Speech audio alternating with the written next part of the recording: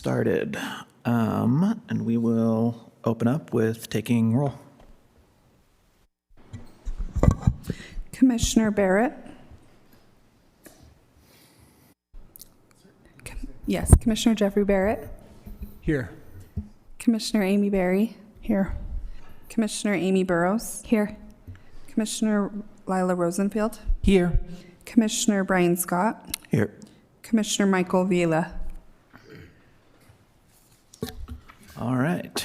We'll move on into reports of the chair and vice chair. And as chair, I have nothing to report this time. I have nothing to report.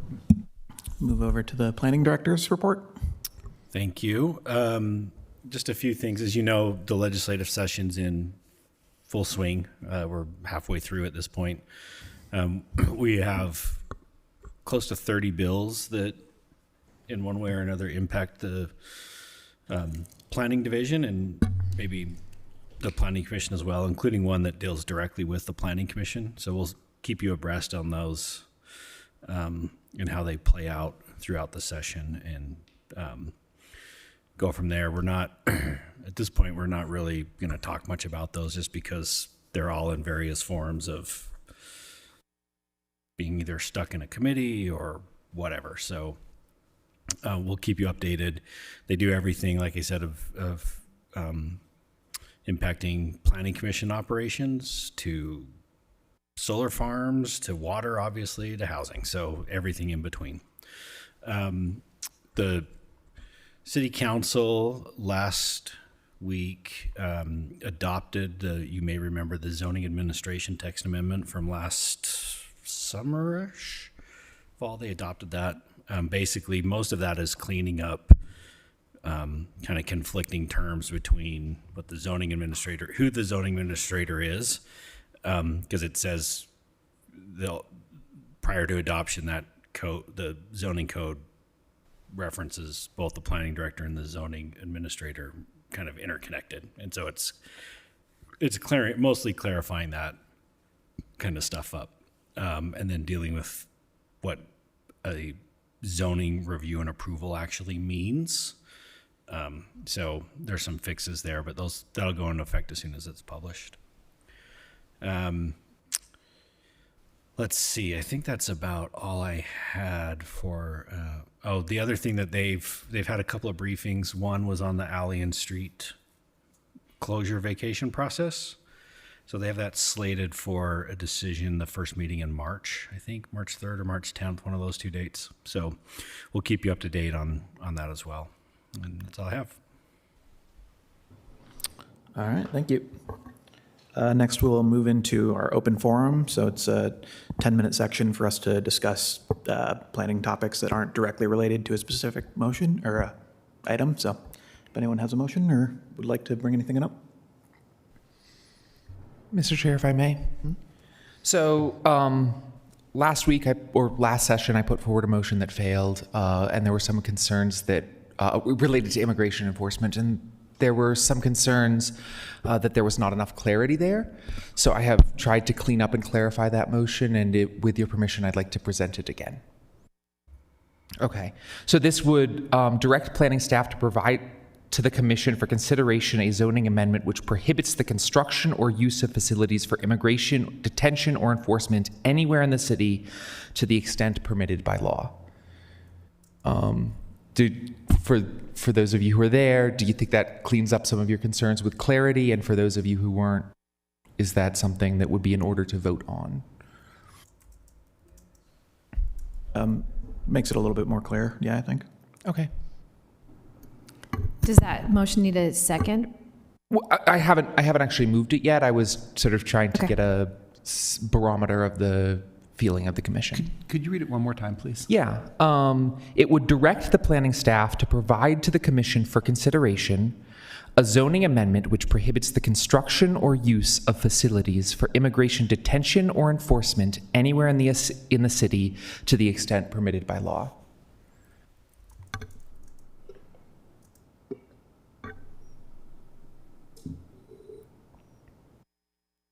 Any additional thoughts?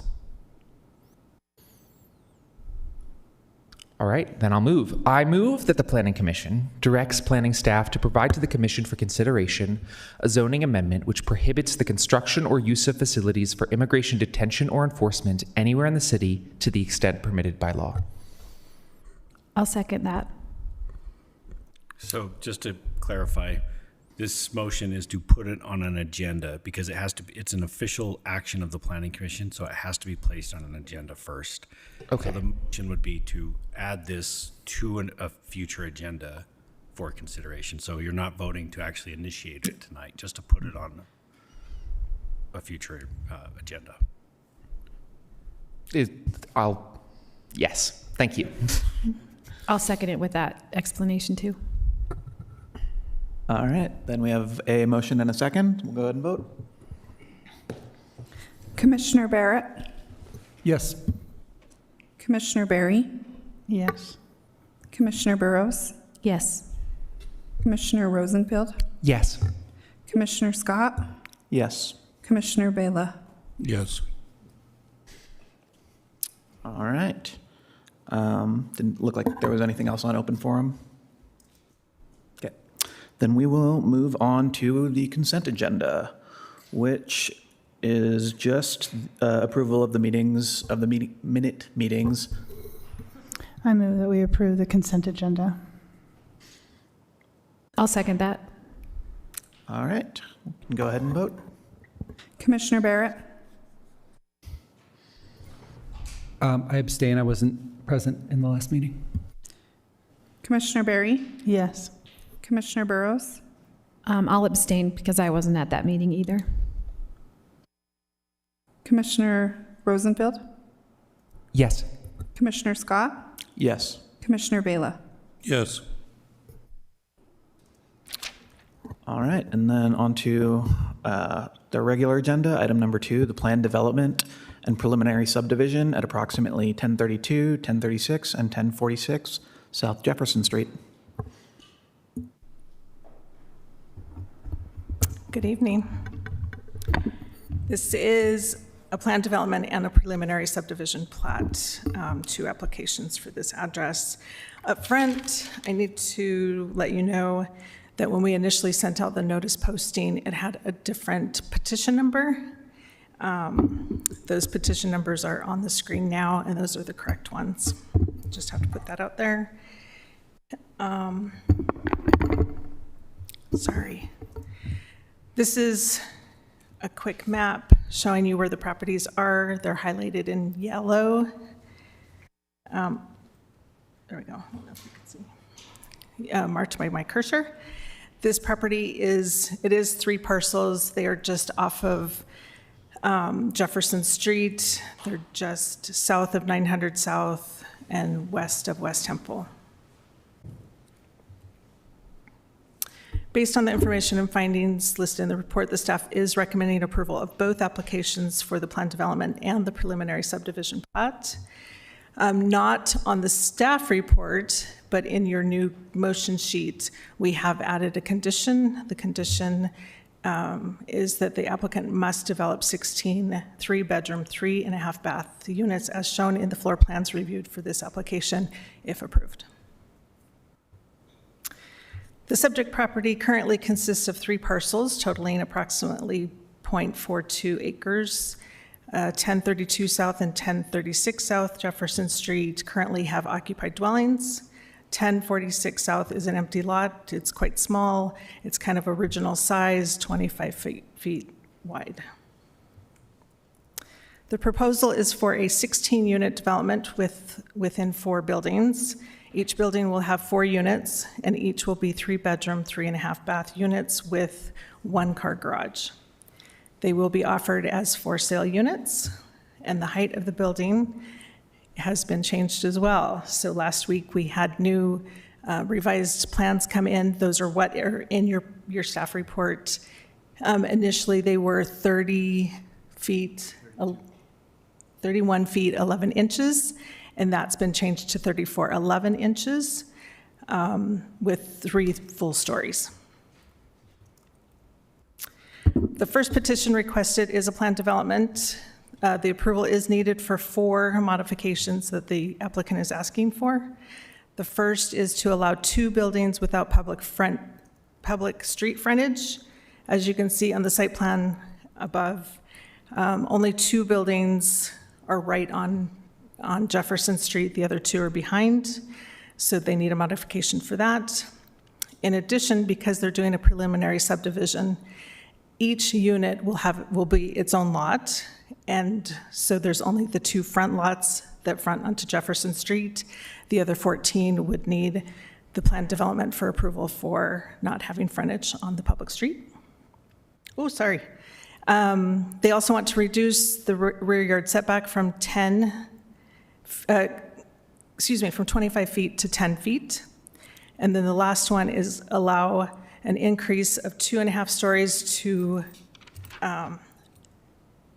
3 stories, which would increase the allowable wall height for the 3rd floor by 2.5 feet. And at this point, I'm going to ask if there was any confusion about that half-story issue. If not, I'm going to skip that. All good? Well, yeah, it's good, I think. No, go ahead, if there's questions about that. I think I understand it in this context. I'll bring it up in the open forum as a Okay, more general. I will thing come next time. back to that as needed, so I'm going to skip that. The second petition, again, is the preliminary subdivision plat approval, which is required to separate each lot for each townhome or each unit. This enables individual ownership. Typically, preliminary subdivision plats are approved administratively by planning staff, but when it needs the planned development for approval as well, it comes before you. This one generally meets the subdivision standards, so it will just go in conjunction with the planned development. Again, the recommendation, based on the information and findings listed in the report, the staff recommends that the Planning Commission approve both applications for this project with one condition of approval, that the applicant develop 16 3-bedroom, 3.5-bath units as shown in the floor plans reviewed for this application. The applicant is here, obviously, and does have some slides to show you and is ready for any questions. Okay, great. First, do we have any questions from the committee on clarifying or? I just have one, Dana. What is the parking context for this zone? So this is FBUN 1, and it only requires 1 parking space per unit, and they do have that. They are meeting the parking requirement. Regardless of the number of bedrooms, there's only 1 required unit. It doesn't scale with the size of the unit. Correct. It's per unit. And Per the parking, because we have like a separate, basically overlay for parking, correct? The 4 parking contexts? Yeah. Right. What context is this in? So it is listed as FBUN 1 Okay. in the chart, and it is 1 parking space per unit. Okay, so it doesn't have the parking modification that the city made about 3 years incorporated into it? I don't think I'm understanding. Maybe management can help on that. I think I understand the question. So when we went through the mixed-use consolidation, those mixed-use zones, their parking context is dependent on distance from transit. So they can go from like neighborhood context to transit context, depending on how far away they are. The FBU1 zone is not in those mixed-use zones. So I'm looking up right now to see what context it's in, but it doesn't have that distance to transit apply to it like the MU zones. It's in the neighborhood center context. Gotcha. Thank you. Thank you. And then it continues to be FBU, and this was not part of the mixed-use It consolidation is not, process. correct. The Okay. zone is FBUN 1. Thank you. Thank you. All right, if you want to go ahead and give your presentation, you'll have 10 minutes. Let me switch over real quick. Sorry about that.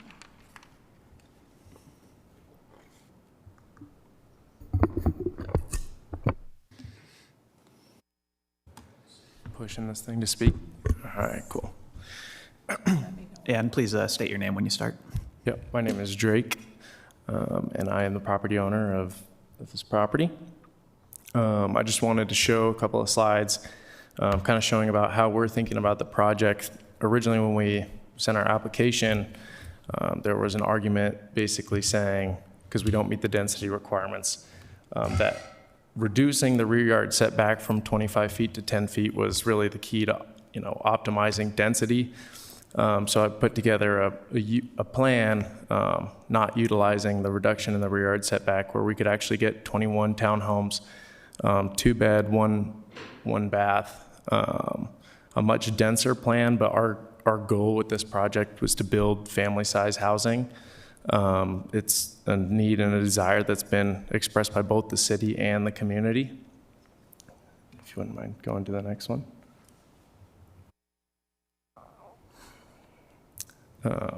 So not only does it align with the city goals, it also allows us to have larger interior side yard setbacks. They're actually twice as large as the minimum required setback and the setback that we have in our 21 unit plan. We also thought it was the least impactful way to develop and affect the neighbors, as there's a 20-foot public alley that is in the rear, and we'd just be scooting the buildings closer to a 5-story apartment and its parking lot. This is just a slide too to kind of bring some clarity to the 2.5 to 3.5 stories. It sounded like everybody understood it, but just basically just wanted to say that this doesn't change the overall height of the building or increase the amount of habitable space in the building. This adjustment just basically reallocates interior height from the first 2 floors to have a slightly larger wall height on the 3rd level, making the homes more livable and comfortable for families who are going to buy them and live them in the future. And that's everything that I got. Okay. I will go ahead and open up for public comment. If you are here to speak on this item, you can step up to the podium over there and you will have 2 minutes. Or if you're the representative of a recognized community organization, you'll have 5 minutes. And please remember to state your name as you begin. Hello, thank you, commissioners, and thank you, Diana, for all of the communication. My name is Doug. I'm a homeowner on Jefferson Street. Sorry, can you turn the microphone on? There should just be a button.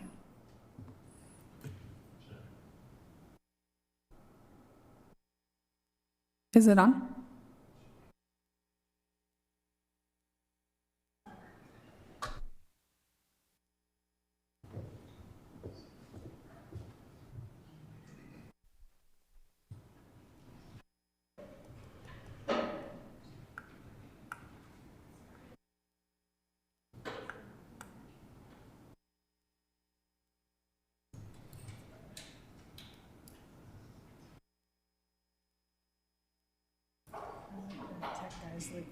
Oh, he's watching.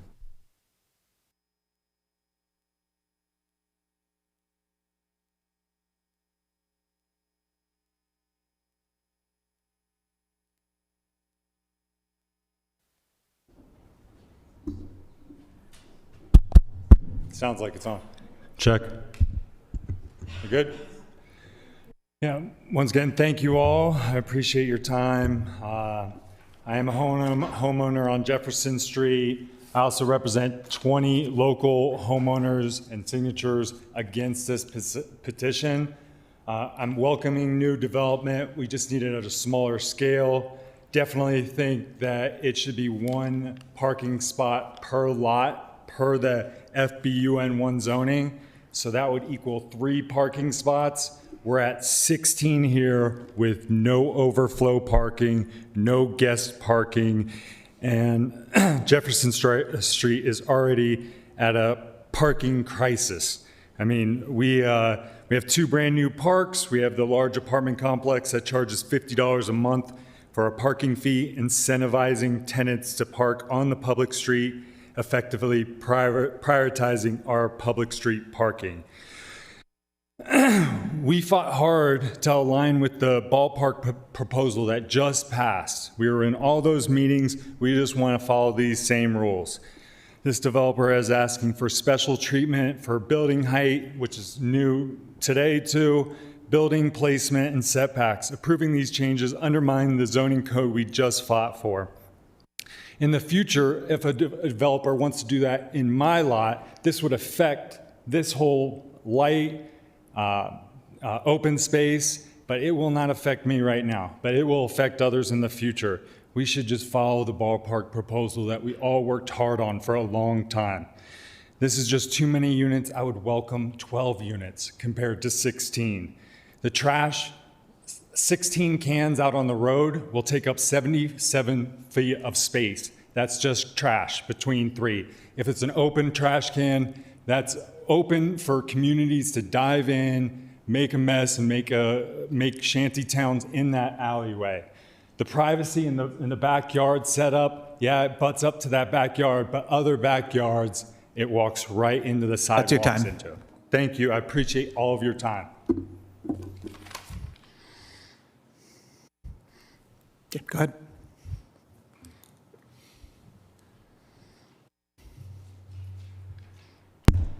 Hi, everyone. Thank you. I'm also a homeowner on Mead Avenue behind the project.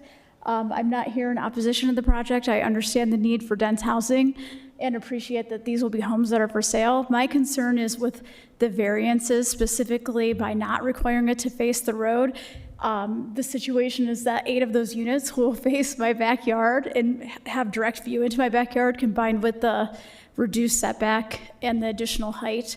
And so we're just concerned that it's a bit of an invasion of our privacy. So we're not here to oppose it, but we would like you to reconsider requiring the direction of the units to face Jefferson Street as the code. Can you please state your name for the record? Yeah, I'm Katie Durante. Thank you. That's all. Thank you.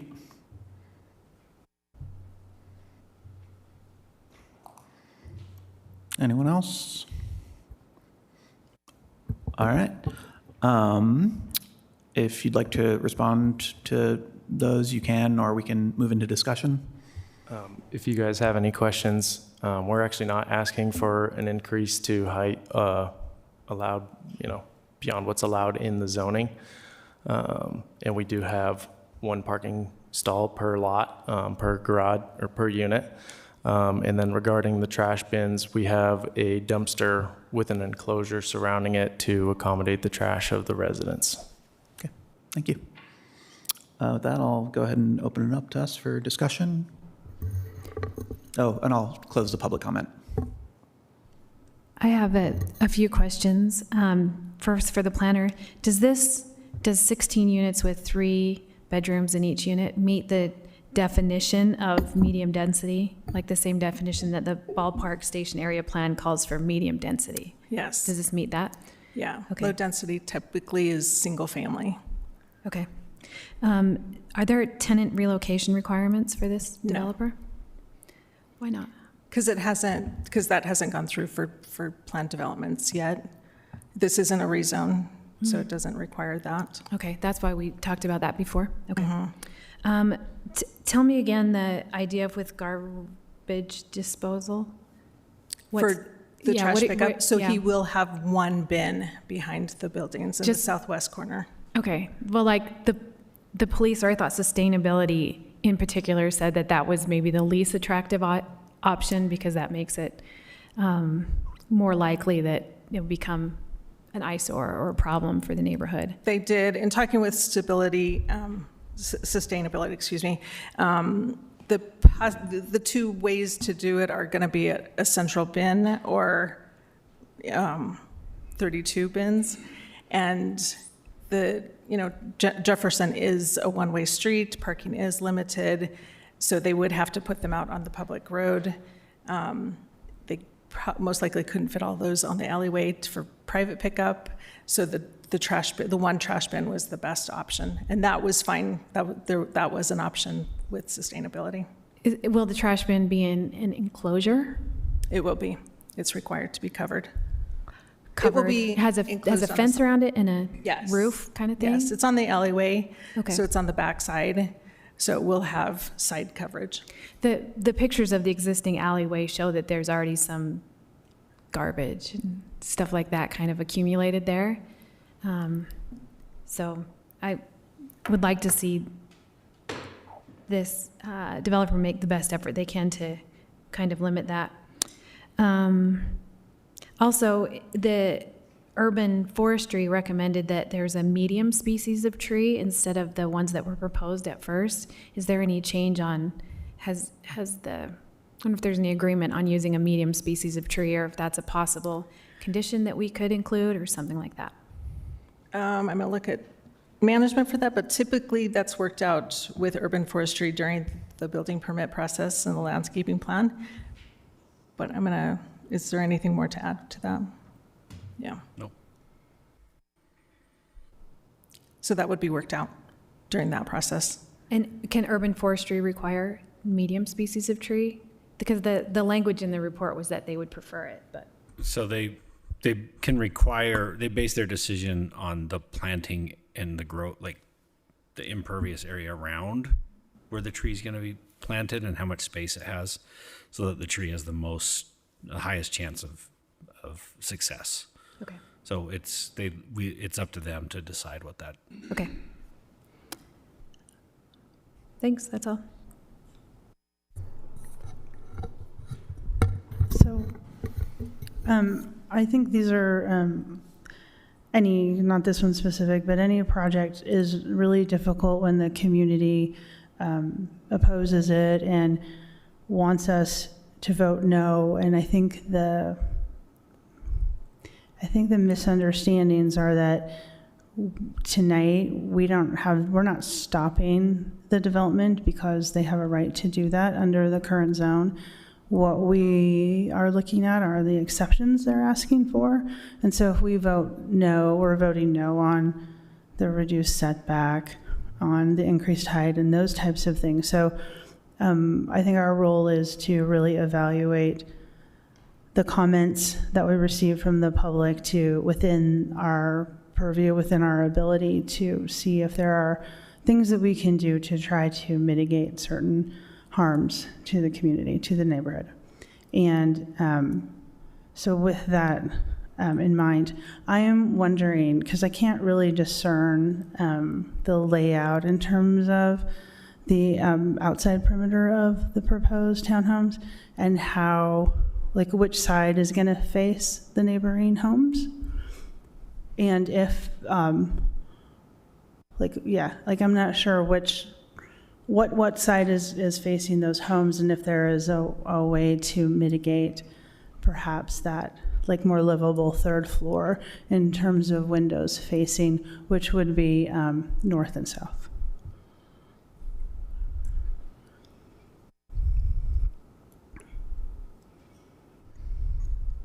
While she's pulling that up, excuse me, page 22 in your staff report has the site plan that shows the walkways and where the front of those units would be.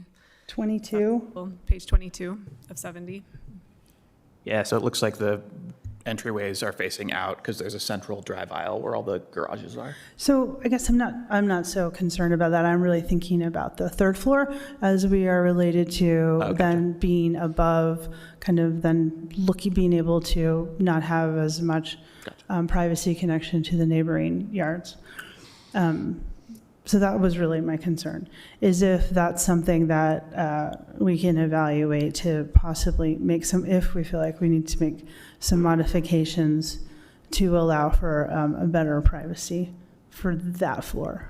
Go ahead. The one thing I will say about that is that there is a bedroom up there. That's our third bedroom. And it's a fire code requirement to be able to have egress from that bedroom in case there is a fire. So we couldn't have like a bedroom without a window. I'm not suggesting you have 0 windows. I just wasn't sure how many we're talking. Do you know what I'm saying? If we're talking like 3 windows, maybe we could reduce that to 1. So that's what I'm trying to understand. Is if on those third floors, you're talking just 1 bedroom window. Having a smaller window on the third level? It doesn't necessarily have to be smaller. It's more of just trying to limit so that it's not like a full wall of a window. Do you know what I'm saying? Just to provide a little bit more privacy for that. So it's not like a bank of windows being able to look out onto the neighboring properties. Like if we have one bedroom window, I feel like that is adequate and appropriate. It's just as if it was like a bunch of windows. Do you understand what I'm trying to say? You're looking at me like you don't, like I'm not trying communicating to effectively. It is one window in each of the bedrooms. There isn't more than one. They're large windows. So you have one bedroom. We have one bedroom facing out that way, and it has one large window in it. Okay, that's what I wanted to try to better understand. You can see, Commissioner Berry, the windows on page 29 of the staff report. Yeah, I just didn't know which side those were facing. I mean, I see that, but I don't know what's... They look similar in both directions, and because the doors are on the first floor there, those are going to be facing north. Okay, okay. And then I also had a clarifying question on the dumpster. I think clearly having a centralized dumpster is much less of an impact to the neighborhood, considering then we would have all of those cans having to go out on the street. And I visited this site, so that would be a big negative impact to the neighborhood in terms of parking on garbage day. But I'm wondering why, just to clarify, we're placing the dumpster on the alley and not on the property? The dumpster is on the property. It's just on the back of the property, and the fence goes around to the rear, blocking it from the alley. So there's a fence shielding the dumpster from the alley, but the dumpster is on our property. Okay. Okay, so how is that going to affect then the already reduced setback on that side from 25 feet to 10 feet? I mean, I feel like that's a big setback, and we're reducing any kind of like outdoor space, and if that's going to take up a section of it, right? I'm trying to orient like how that reduced setback takes away from outdoor space, because there's really none here. Yeah, there isn't a ton of outdoor space. If we did bring it back, it would still probably just be graveled or what's it called? Are they gonna be able to access their garages via the Jefferson and the alley? Yeah. Okay. There isn't a ton of, active green space on here. There will be landscaping, but we're hoping too that bringing these family-size housing, there is Jefferson Park right there. We're hoping that the families who come here will be able to utilize that park and make good of all the funds that the city's investing into the park. Okay.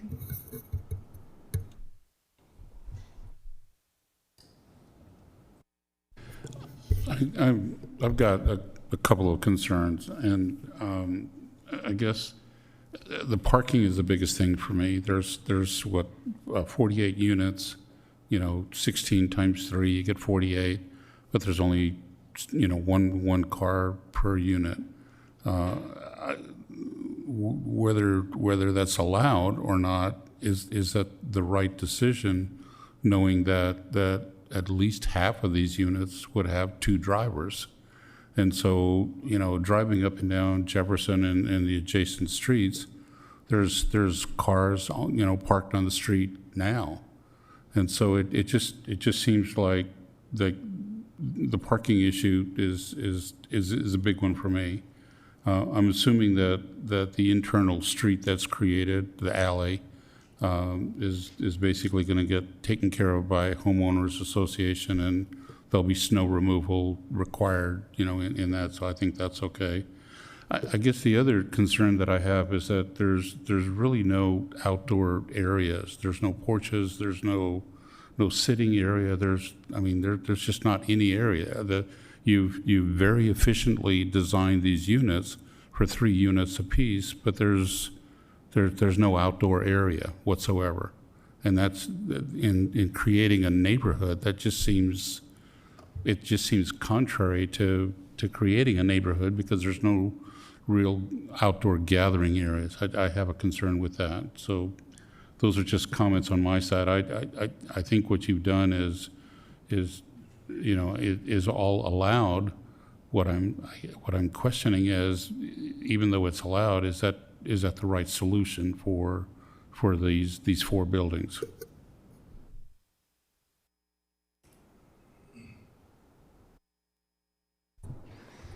Go ahead. I will just say it is nice to see the 3-bedroom units going in. That's something that we hear a lot about but don't actually get. And when we do, it's like 2 of them out of 100 or something. So that is one major benefit I see that is coming out of that. That's all. I would agree that I think that the 3-bedroom units are highly desirable. I'm not too concerned about parking. There's a lot of transit nearby. We've got the track station within half a mile. We've got State Street and the Route 200, which is a 15-minute service, even less than half a mile. So that doesn't concern me as much. I do wonder, I've got a couple questions about the alleys, and then I have just a thing that I'm spitballing. So in terms of that alley, looking at it, it seems pretty dilapidated right now. It's not paved. It's sort of a double track path until it hits the new apartment complex on Goltz Avenue, which I assume is also part of that alley. Is there any plan to do any work on the alley as part of this project? We are not privately doing any work to the alley. Okay. As part of this project. And technically, all of the owners around the alley are obligated towards its maintenance, correct? It's actually the city. It's a public alley, not a private alley. Yeah. When you say alley, are you talking about the alley he's creating between the houses, or the alley that is existing? No, the existing alley from Jefferson. And then I guess my other question, maybe this is more for staff, if I may, Mr. Chair.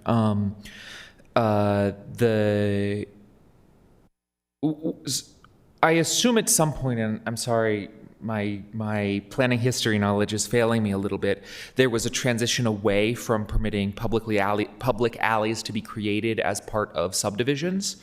When did that change in planning practice occur? That hasn't yet. That was what Nick was talking about, that it just had a briefing with the city council, so it has not been adopted yet. If that's what you mean, like a administrative approval? No, this would be like, presumably this whole area was created through the subdivision processes, and at the time it brought in this alley into existence, the existing alley that is currently not doing so hot. Okay. This is a subdivision process. It is creating an alley, but that alley will actually be private. It won't be city-owned and created through the subdivision process. And so I assume there was a change at some point in like the way that the city thinks about subdivisions, where an alley like this, like the one that's going to go through the townhomes, doesn't become. Does this make sense? Yeah. So it hasn't been a change in city code or policy or anything like that. It's really just a preference of subdividers on whether they choose to provide and create alleys. It's very possible that in the past, some city administration or council decided they didn't want to accept any new alleys as part of a subdivision process, but I don't know when or even if that happened. Okay. But there's nothing specific about that. So in order to transmit an alley, a subdivider would actually have to get approval from the council? No. So basically, any public right-of-way that's created is in a subdivision is created by recording a plat. That plat requires any of that land to be identified and dedicated to the city. The city, through the entities who sign the subdivision plat and ultimately approve it, which is the mayor, ultimately decides whether to accept those dedications or not. So usually they're accepted, but it's just mostly a matter of preference from the subdivider whether or not to provide access directly to a street or to include alleys in it. Most nowadays do not include alleys. Gotcha. But those alleys don't count towards because one of the exceptions that we're being asked for is that not every property would be on a public right-of-way. Alleys don't allow for that? No, alleys don't. The code says frontage on a street. Gotcha. Thank you. Yeah. would that central alley, the private alley, would it be fenced off as the plan, or is it intended? Are you talking about the driveway? The driveway, yes. Okay. Sorry. In between Yeah, the let's project? driveway, alley, outside, yeah. The Okay, alley is my pub- apologies. The alley is public, but the driveway Yes. is just part. Would the driveway project. be fenced off? We don't have any plans to put up a fence Okay. on our driveway right now. All right, thank you. And is this the maximum, or is this the minimum width permitted? Is that driveway the minimum width permitted by the fire code currently? Yes, it's a little bit larger than that. Okay. Yeah, fire has done an initial review based on the plan development Okay, application. and I know we'll be talking about And that then they later. will, again, through the building permit process. So I wonder, looking at these floor plans, I'm wondering if we can kill two birds with one stone in terms of outdoor space and overlooking, and maybe this will make the situation worse. I don't know. I'm thinking through it, and I'm throwing it out to the rest of the commission. I wonder if it would be possible to actually have that, I guess, north-facing bedroom have a small deck, and that be the window, so that the window itself is set back, like a sliding door. Then you have the egress, you have the light, but you don't have the massive window right pressed up against the alley connecting Jefferson, not the driveway. And then I'm not sure how to Tetris it in, but could that be a condition that would mitigate some of the concerns about the fact that this height is creating a direct overlook into the neighbors' yards? I don't know that we could really. I don't know that that would be a condition. You would have to ask the applicant if they would want to do that, and then they'd have to bring it back to you for your approval to look at that review. And in terms of practicality, that really wouldn't change anything in terms of view lines. In fact, it would probably make it worse, because then there's, if there's a picture frame that is what you look out, as opposed to it being a balcony where anything, you can look at any angle. Yeah, that's fair. So, and you're still at the same height and still just as far out, so. But, yeah. Appreciate the feedback.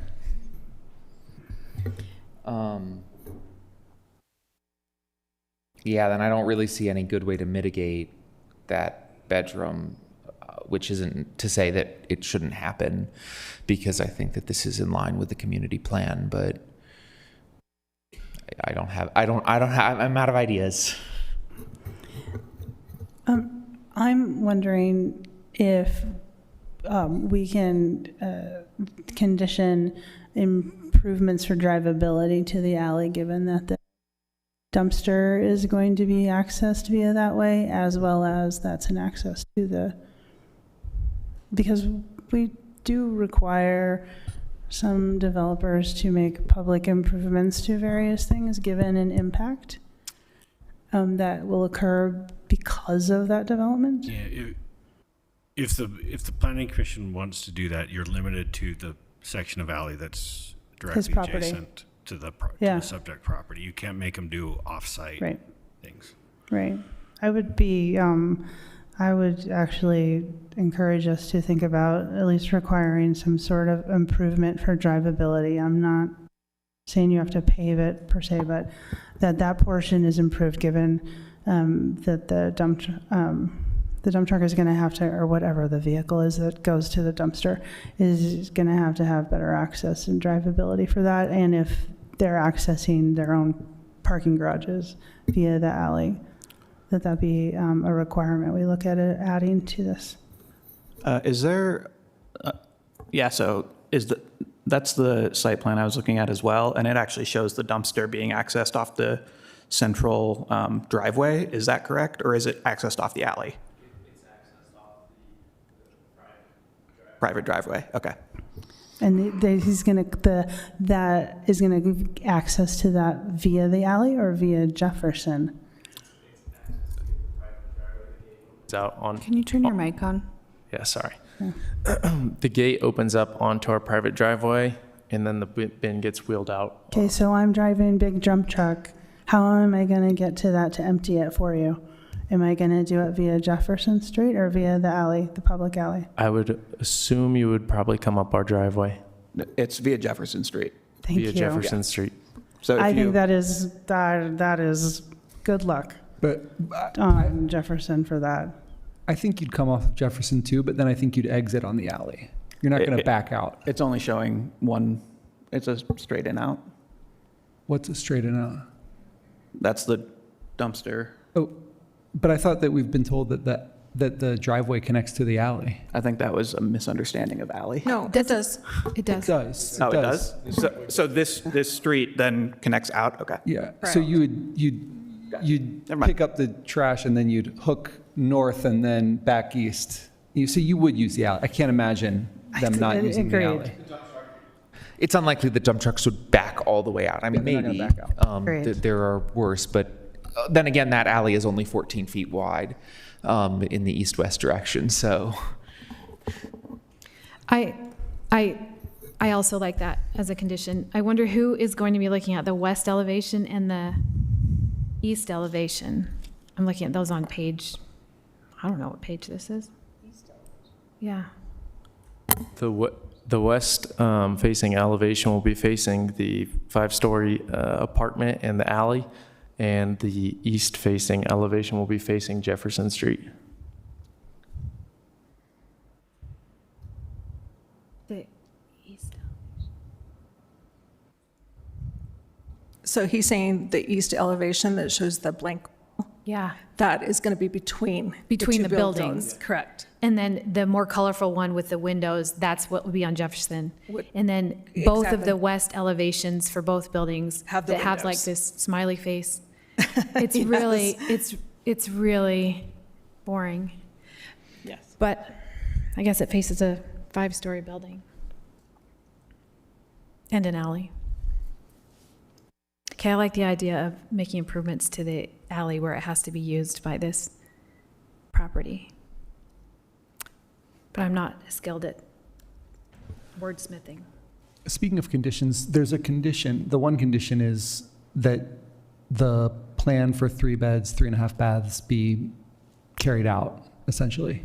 Was there any talk that the stated intention of for sale units be part of the condition, or was that not considered? So just the fact that the applicant is doing the preliminary subdivision plat Oh, got is why. Got it. Okay. If they didn't, they would leave it all under one Sure. and rent. That makes sense. Yeah, sorry. That's helpful.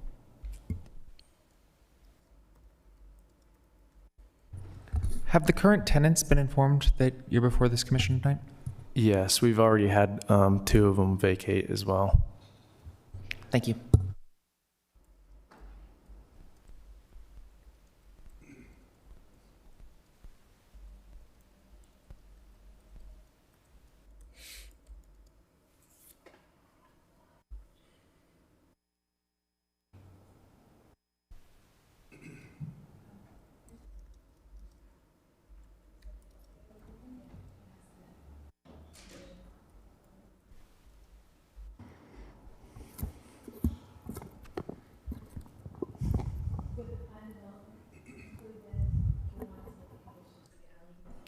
Microphone. Would the plan development have to include the improvements to the alley, not the subdivision plan? Yeah, that would be a condition that you are tying to a standard of approval. I think Okay. there's a circulation type of standard for plan developments. Okay.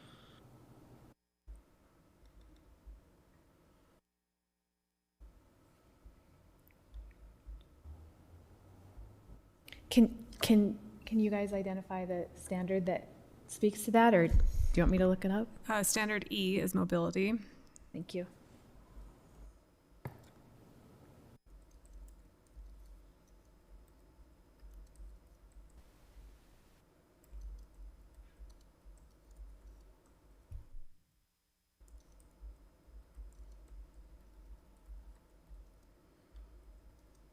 And that's page 53 of 70, if you're looking for it.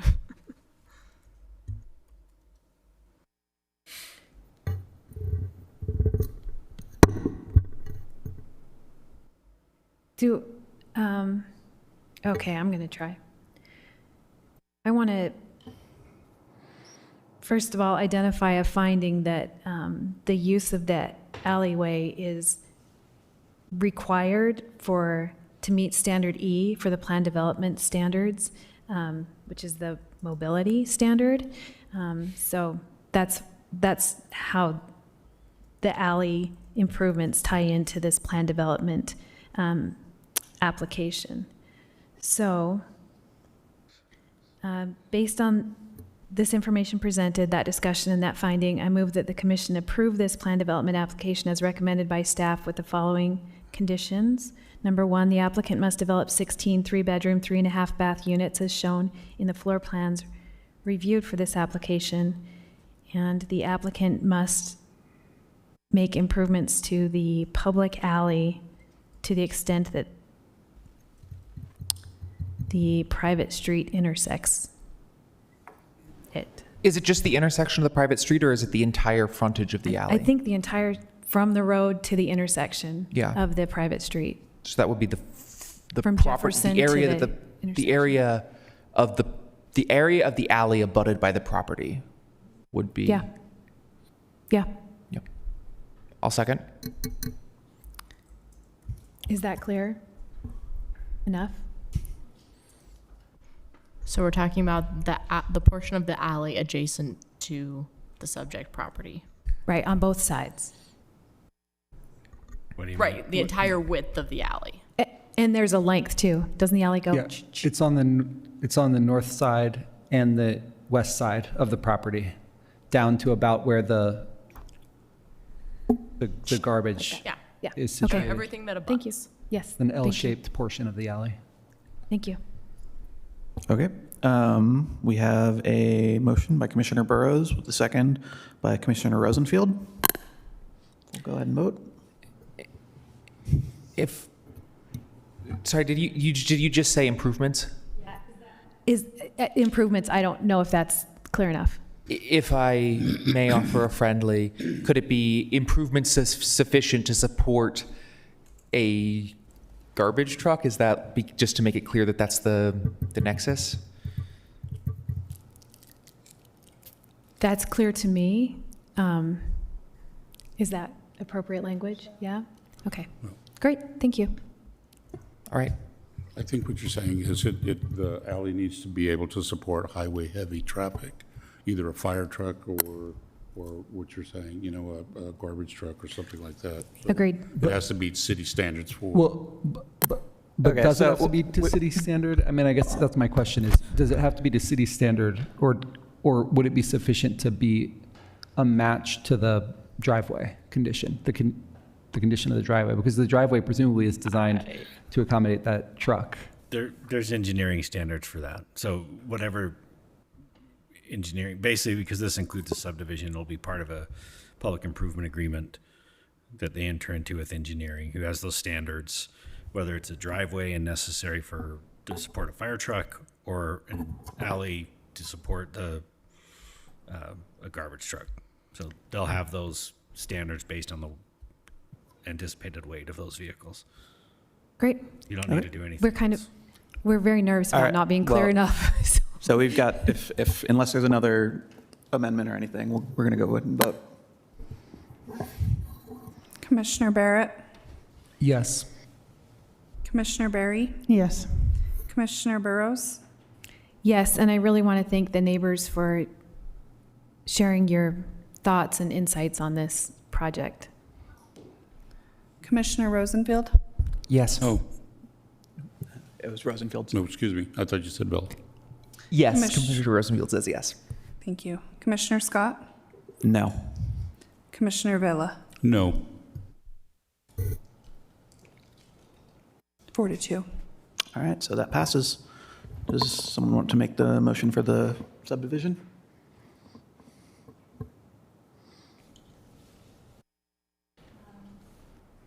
Based on the information presented and discussion, I move that the commission approve this preliminary subdivision plat application as recommended by staff. Commissioner Barrett, We don't have a second yet. sorry, I'll second that. Okay, now we do. sorry. Commissioner Barrett, Yes. Commissioner Berry, Yes. Commissioner Burrows, Yes. Commissioner Rosenfield, Yes. Commissioner Scott, Yes. Commissioner Villa. No. All right, that passes as well. Thank you. Next, we will move on to the next item on our agenda, which is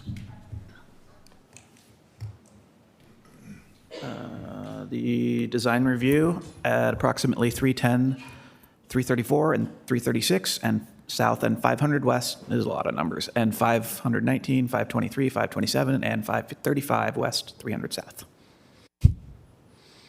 PLC PCM 2025-00896.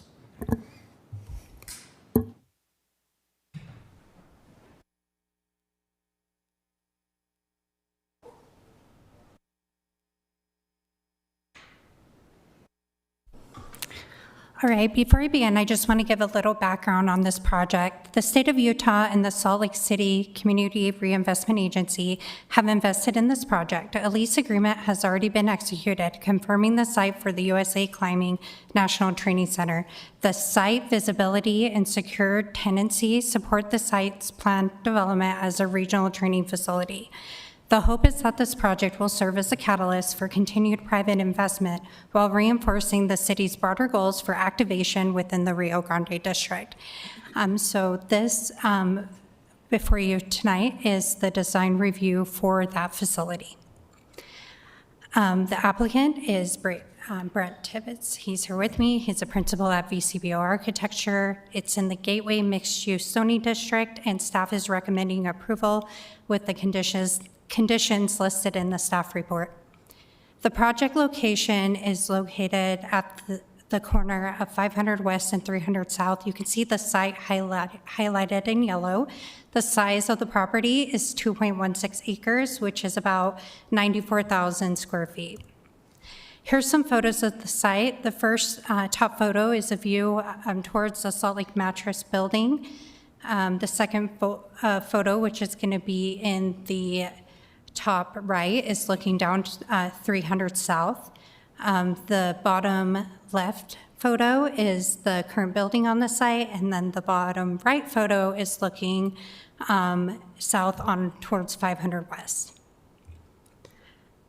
So there's three objectives for this project. The first objective is to build the U.S. Climbing National Training Center, reconstruct the Salt Lake Mattress Company building, and create a public plaza on the corner of 300 South and 500 West.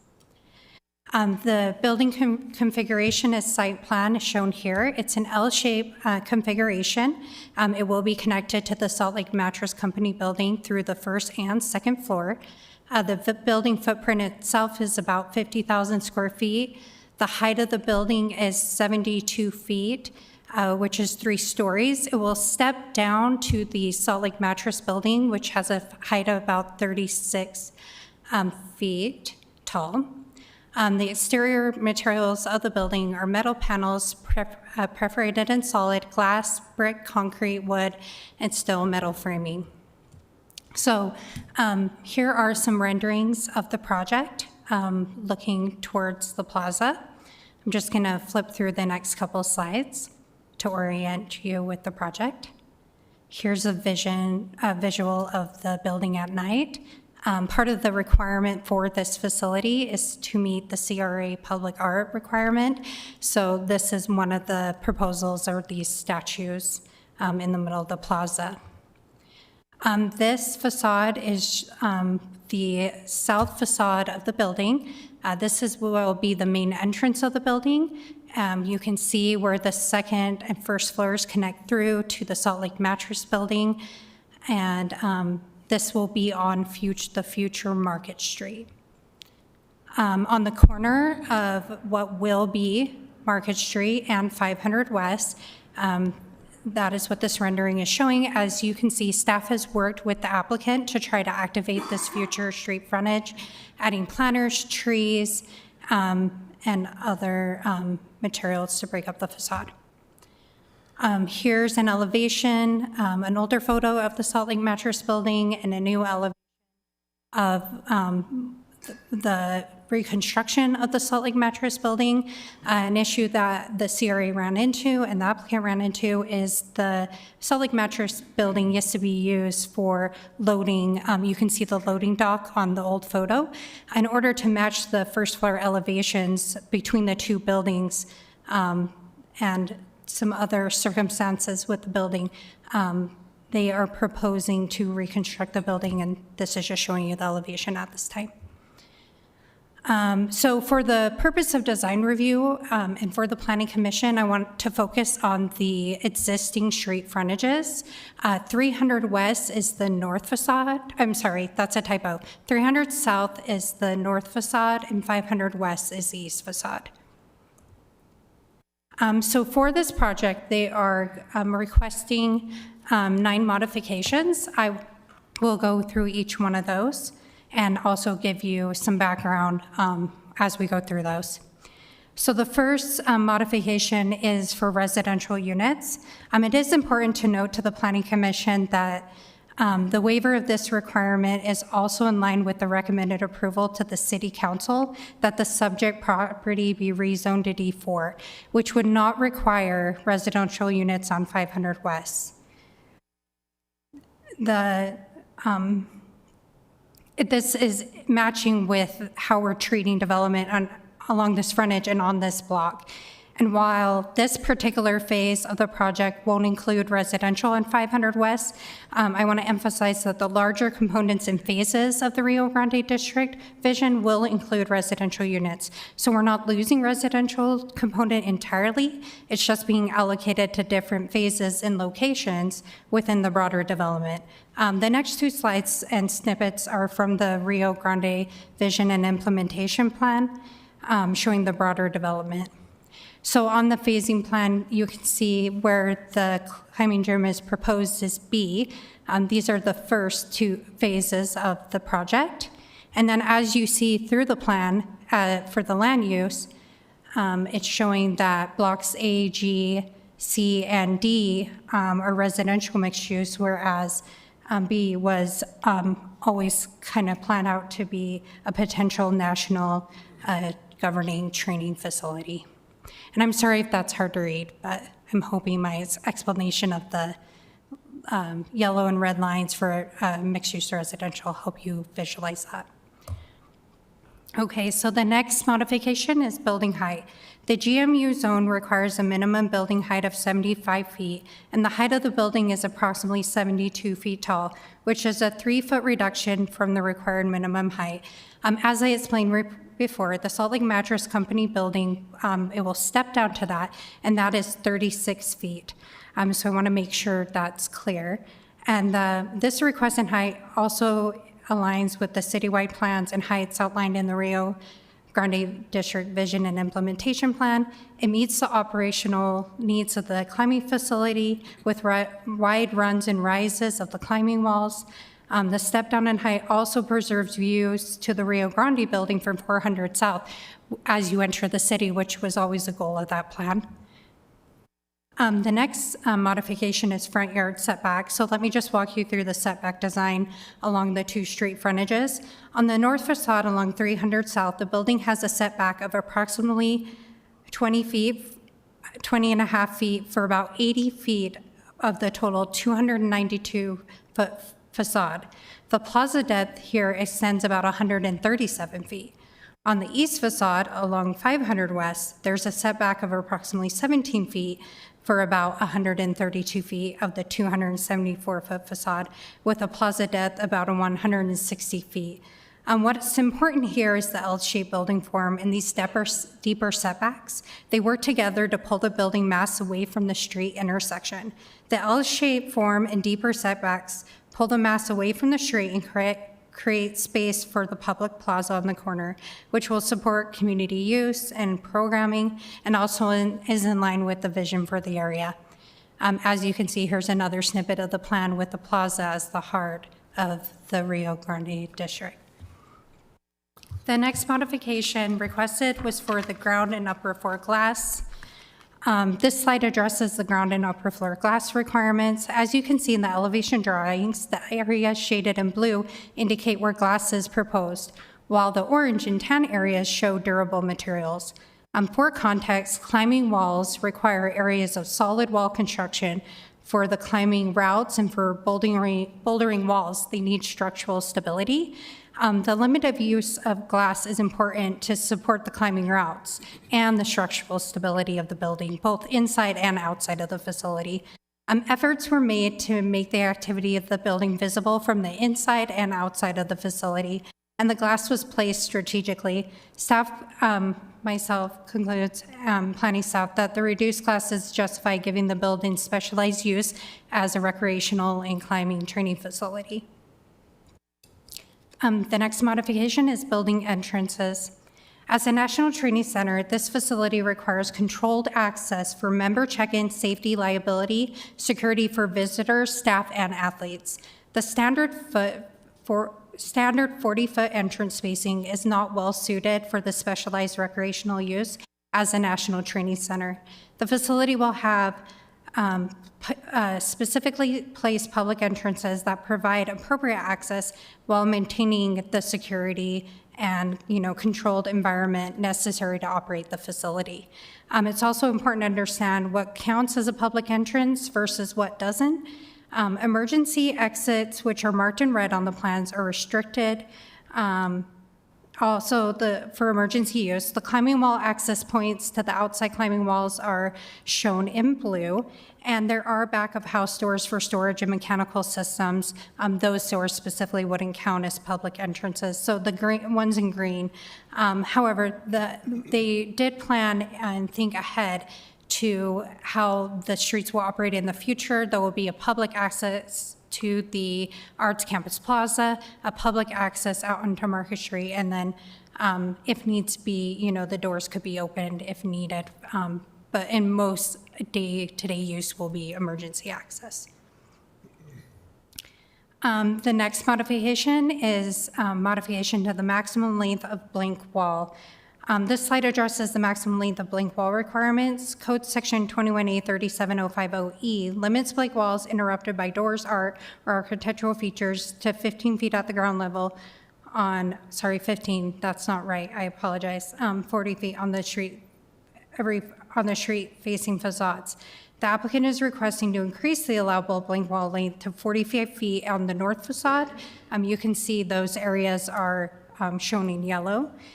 And then 25 feet on the east facade, which is on 500 West. Again, the climbing facility requires solid rock walls ranging from 40 to 60 feet plus in height to support interior climbing surfaces. Both street frontages are activated by outdoor climbing walls. You can see the predominant outdoor bouldering and climbing walls on both the north and east facades, where climbers will actively be using them. The public plaza on the corner provides viewing areas for spectators and creates an animated pedestrian-friendly environment.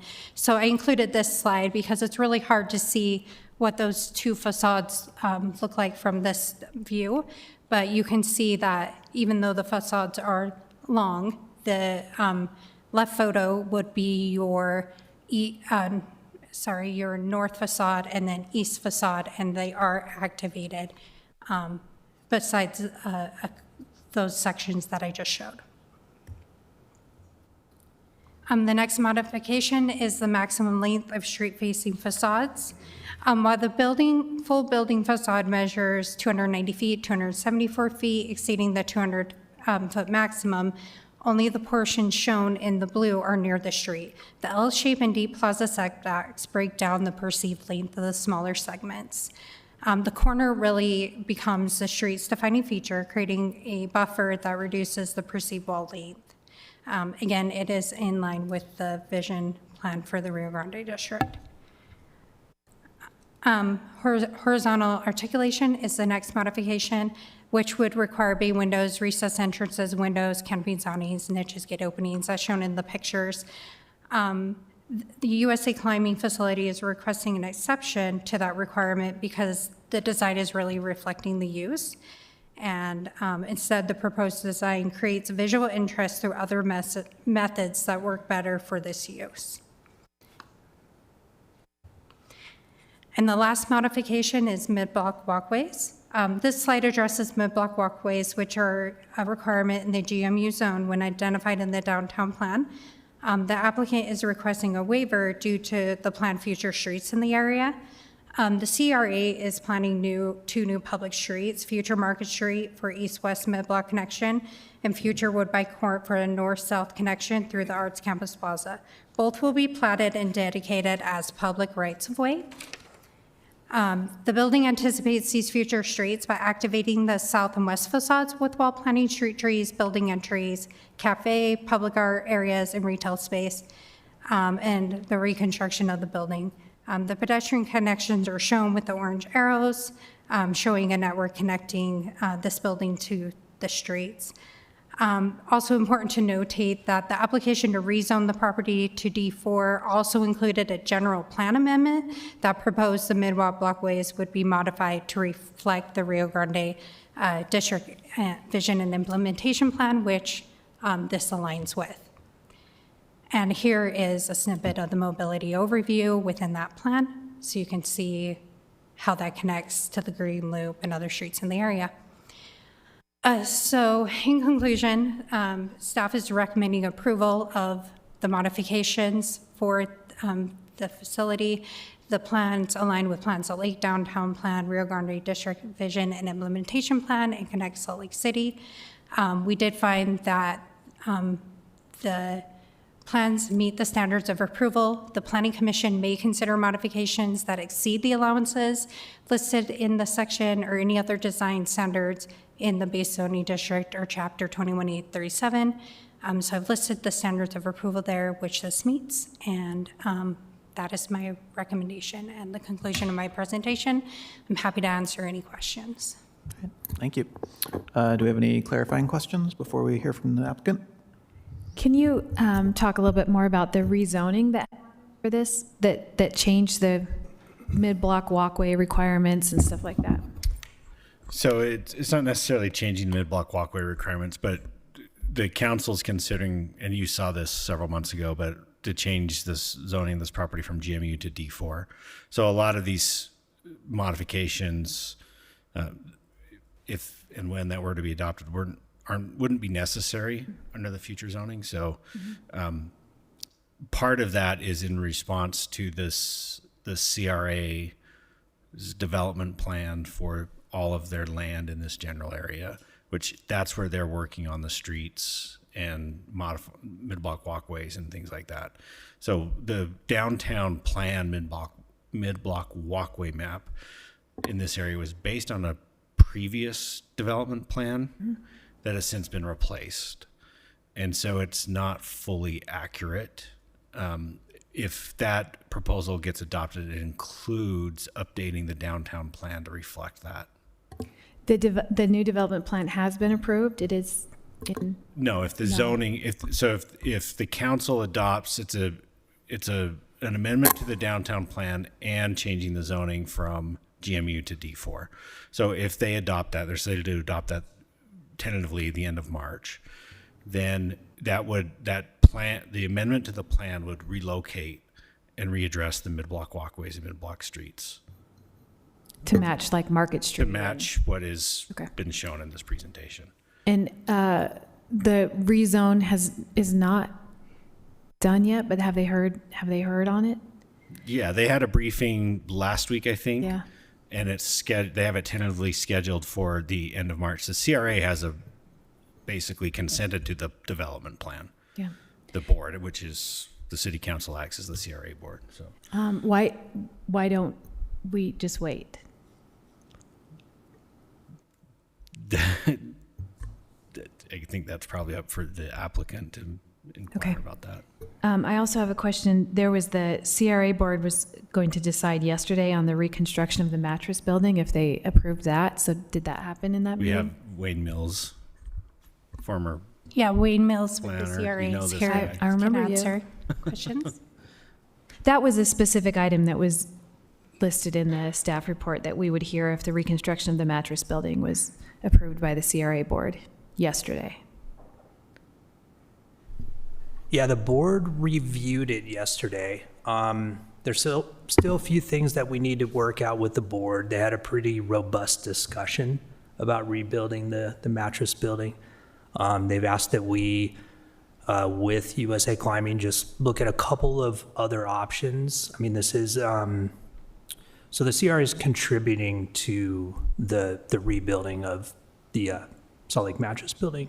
And so this is taxpayer money that's going into this reconstruction and these efforts. So the board is very careful on how that money is used.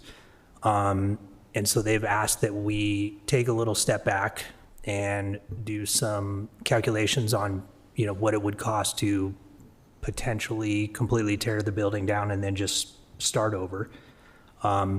This proposal still stands. This is the proposal that we will continue to present to the board, as well as some other options for them to consider. But if, like I said, this proposal that you're hearing tonight still stands.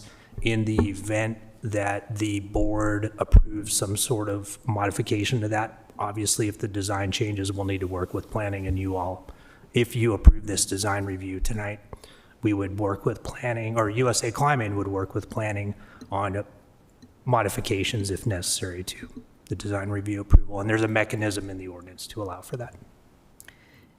I have another question. Page 17 of the report indicates that if we decline or we don't approve this, that the appeal goes to the city council, which is this the first time I've heard that. That's Is that incorrect. new? It goes to the Land Use Appeal Authority, not the city council. Okay. So this is kind of final decision on the design review is here. There is an appeal possible to the city administrator? What's that No, called? it's a hearing officer. Yeah. Right, and then the next would be court. So it's not, city council is in because they're CRA, but, okay, thank you for that. That's it for me for questions right now. Go ahead. Maybe you could identify on page 6 of the report in the Parks and Recreation Center, it says that this design protects the natural environment, and I wonder if you can identify that specifically, how this design is protecting the natural environment of this area. It was on page 6. There's a Parks and Recreation heading. Let me see if I can get it better. That's generally speaking to providing, one goal of was to bring outdoor recreation and opportunities to this area. They're incorporating some natural like boulders and landscape into the plaza design. So it's just meeting the Parks and Recreation goal of Plan Salt Lake for that specific section, so it meets that. Okay. The sentence says the project demonstrates commitment to parks and recreation by protecting natural environments while providing accessible outdoor recreation opportunities for all ages and abilities, but maybe protecting natural environment. Maybe it was the wrong word choice, I apologize. Okay, because it's not grass, it's like concrete? Yeah. Thank you. With planters and stuff like that. Yeah. I'm done. I've got a couple questions about the plaza. There are a couple references to the plaza being recessed or below grade. Is that correct?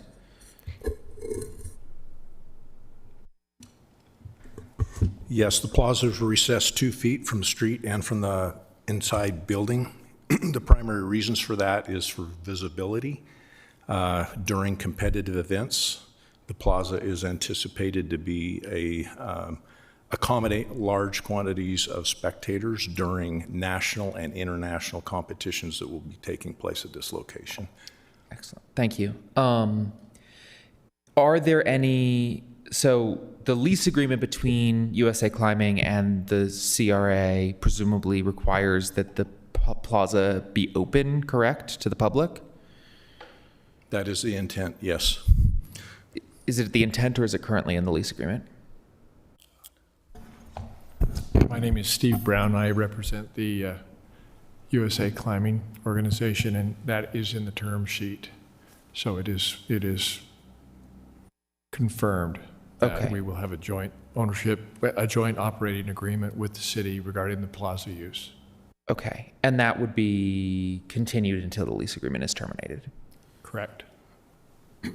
I want to make sure that if we are approving this substantial modification and setback, we're not going to end up with a space that doesn't continue to be public, because I love the idea. Well, I'll save the grandstanding for the next section, but sorry. And then let's see, I had a couple other questions.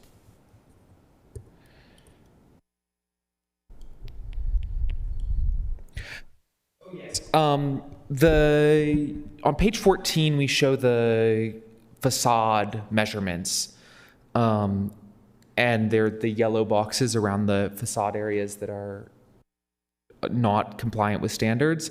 There's like a very, very large facade that does not have a yellow box around it, and I want to understand why. Sure. That's what I was pointing out in my presentation, that's not very reflective, because it's that flat wall is going to be these two pictures is what those look like, those areas where it's blank. Ah, got it. Yes. Yeah, Okay. So that's you see the reference, K. Yeah. Okay. And so I was on the wrong side of the building. And then the final question I have is, if you look at the mattress building, the remainder of the building, that L shape, is quite far set back from, I guess that's Market Street, or is that, that's the other, Woodbine Court. Is that, it's like the one perspective that we don't get. Is that setback another exception, or is that permitted because the mattress building is fulfilling the requirements that's less than 10 feet? Does that make sense? I see what you're saying. The additional, how it goes back further to that, we could account for that as well. Okay. So that's not permitted under the current. So it's actually 3 It would be a faces. modification, yeah, it would be. Okay. Yeah, if I could add, so that's right now, because those streets don't exist, we're reviewing that as a side yard setback, not a front setback. Okay. So they could have that extra feet on there. They don't have to meet the minimum or maximum setback. Gotcha. So there's no minimum side yard setback in GMU? I don't think so, but I'm pulling it up. Hold on. Okay. And the minimum height on D4, the D4 that we recommended to the council? There's no minimum height in the D4 zone. Great, thank you. Okay, so I want to build off of that to clarify the design review parameters. So regarding the building facade length on the future streets for Market and Woodbine, I guess I'm wondering what our purview is to evaluate those building facade lengths, because they're definitely exceeding 200 feet. Even though they're not currently on a public-facing street, they are going to be eventually. And so how does the design review hamper our ability to evaluate those standards related to these future streets? So we have to look at the building as it's proposed under the current conditions. So until there actually are streets there, we can't apply that standard. So Okay. it's just kind of the sequence of how it works. Okay, so Wayne, do we have an idea of when those streets will come to fruition? Yeah, we are in the design phase now. We have a design team working on the design of all the public improvements. That includes all of the new streets as well as the infrastructure, utility infrastructure that's in place. We are working with the city in developing long-term maintenance agreements. As far as the exact construction date, that I don't know yet. We're also going to be working with USA Climbing on their construction schedule, because we don't want to we basically don't want to step on each other. And I would anticipate that as USA Climbing begins construction, we'll then work with them on the utility portion. And then the actual street construction will come at a later date. But we are going to begin platting here, we hope, within the next 4 months to start actually the subdivision process for dedicating those streets. And then there's like a gazillion steps that lead up to actual construction that we still need to work out. So do current conditions mean what's on the ground physically? On the ground or already approved, right? So if the subdivision had already been approved and is in place, just hasn't been built, then we would consider that to be a street. But if that hasn't happened, then it's not. Okay, so I'm just, okay. Well, So if that is the case, that we have to consider it as if that street did not exist and is not going to exist, then how does that align with condition or standard B of design review, which B2, which states that the building shall be sited B1, primary entrances shall face the public sidewalk, because the primary entrance does not currently face a public sidewalk that exists. I think now that we're into this back and forth, look, if we want to just do clarifying questions, then we'll let them go, and then we'll get into the general. Thank you. Any other clarifying questions? Okay. You can go. Do you have a presentation that you wanted? We don't have a formal presentation. We're here to answer any questions that you may have, but just a couple of things that maybe would help the conversation a little bit. One thing that needs to be understood, and I think it's come out, is that we're phase one of this new district. And because of that, there's a lot of things that are going on around it. We are actively working with CRA and the city's planning team on the development of the right-of-ways, which include Sorry, the can you streets. state your name as well? Brent Tippett. I'm with VCBO Architecture. And so because of that, we're kind of leading the pack, if you will, in trying to make this district come about. It's really the unique nature, and we're excited to be able to present this type of a project to the city of Salt Lake, because this is the U.S. Olympic training facility for climbing, and for the climbing team and for the Paralympic team. And so it's a great opportunity, we believe, for Salt Lake. And something that has to be considered is the unique nature of this building itself. So we've talked about the frontal facades and the lengths and so forth. The unique nature of what this facility needs to be by its function, it cannot have interruptions in the facade, if you will. For example, the length of a climbing wall for competition has to be a certain width. And so you can't just randomly come in and put windows in the middle of that climbing wall. It has to be a contiguous form. The functionality, I won't get into all the details, but the L shape of this is very important. You'll notice that the entrance orients to the Salt Lake Mattress Building. That's intentional, so that we can utilize and capitalize on that and use that one entrance as a control point that will serve into both the National Training Center and into the Salt Lake Mattress Building, which will house retail and a cafe function. The upper floor will also be offices for the USA Climbing team. And also the L shape is very important, that the outside walls are facing toward the northeast, so that they're protected from sunlight during competition, so that the competitors are able to compete during the day and not be able to be shut down. It's a unique function. And we understand that that requires some variance in what the current standards are. But we think that this will be a great asset with the plaza, with facing the Rio Grande station, with 300 South is intended to be what's called Festival Street.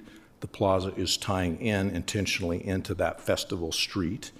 And 500 West is planned to be part of the green circle. Green what? Loop. Green loop. Green loop, sorry. That's okay. That goes around, and so we're trying to orient to that. So there's a lot of influences that are here, and we do respect the fact that this is a unique ask, but for the function of the building, there's very little flexibility in how it is laid out and what we're presenting. Before we go into questions, I will open up for public comment. If there's anyone here who would like to speak on this topic, you can step up to the mic. And if you're from a local community organization or recognized community organization, you have 5 minutes. Otherwise, you have 2 minutes. Is there anyone here for this? Nope. Okay. Then I will close the public comment and then bring it back to us. And now we can discuss. I do want to just mention that there is no setback, yard setback. No minimum setback requirements, to answer your question. Okay, it's to us now. Yeah. All right. I think it's ironic that so many of the formulaic requirements are asked to be waived. You know, the setbacks, the height, either higher or lower, the blank walls, the exterior, the percentage of glass, horizontal articulation, mid-block wall. All of those are, let's waive those. But I'm enamored with the fact, and I'll echo very much what was said, that so much more could be built on this site.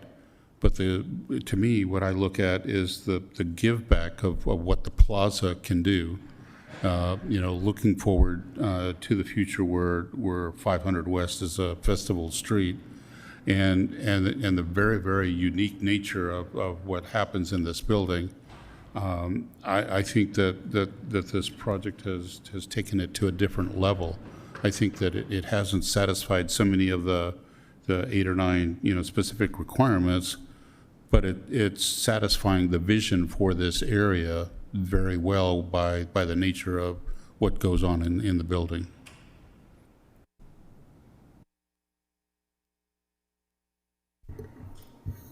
I have a question. If the minimum height of 75 feet, does that envision applying to every part of every building that's built in this zone?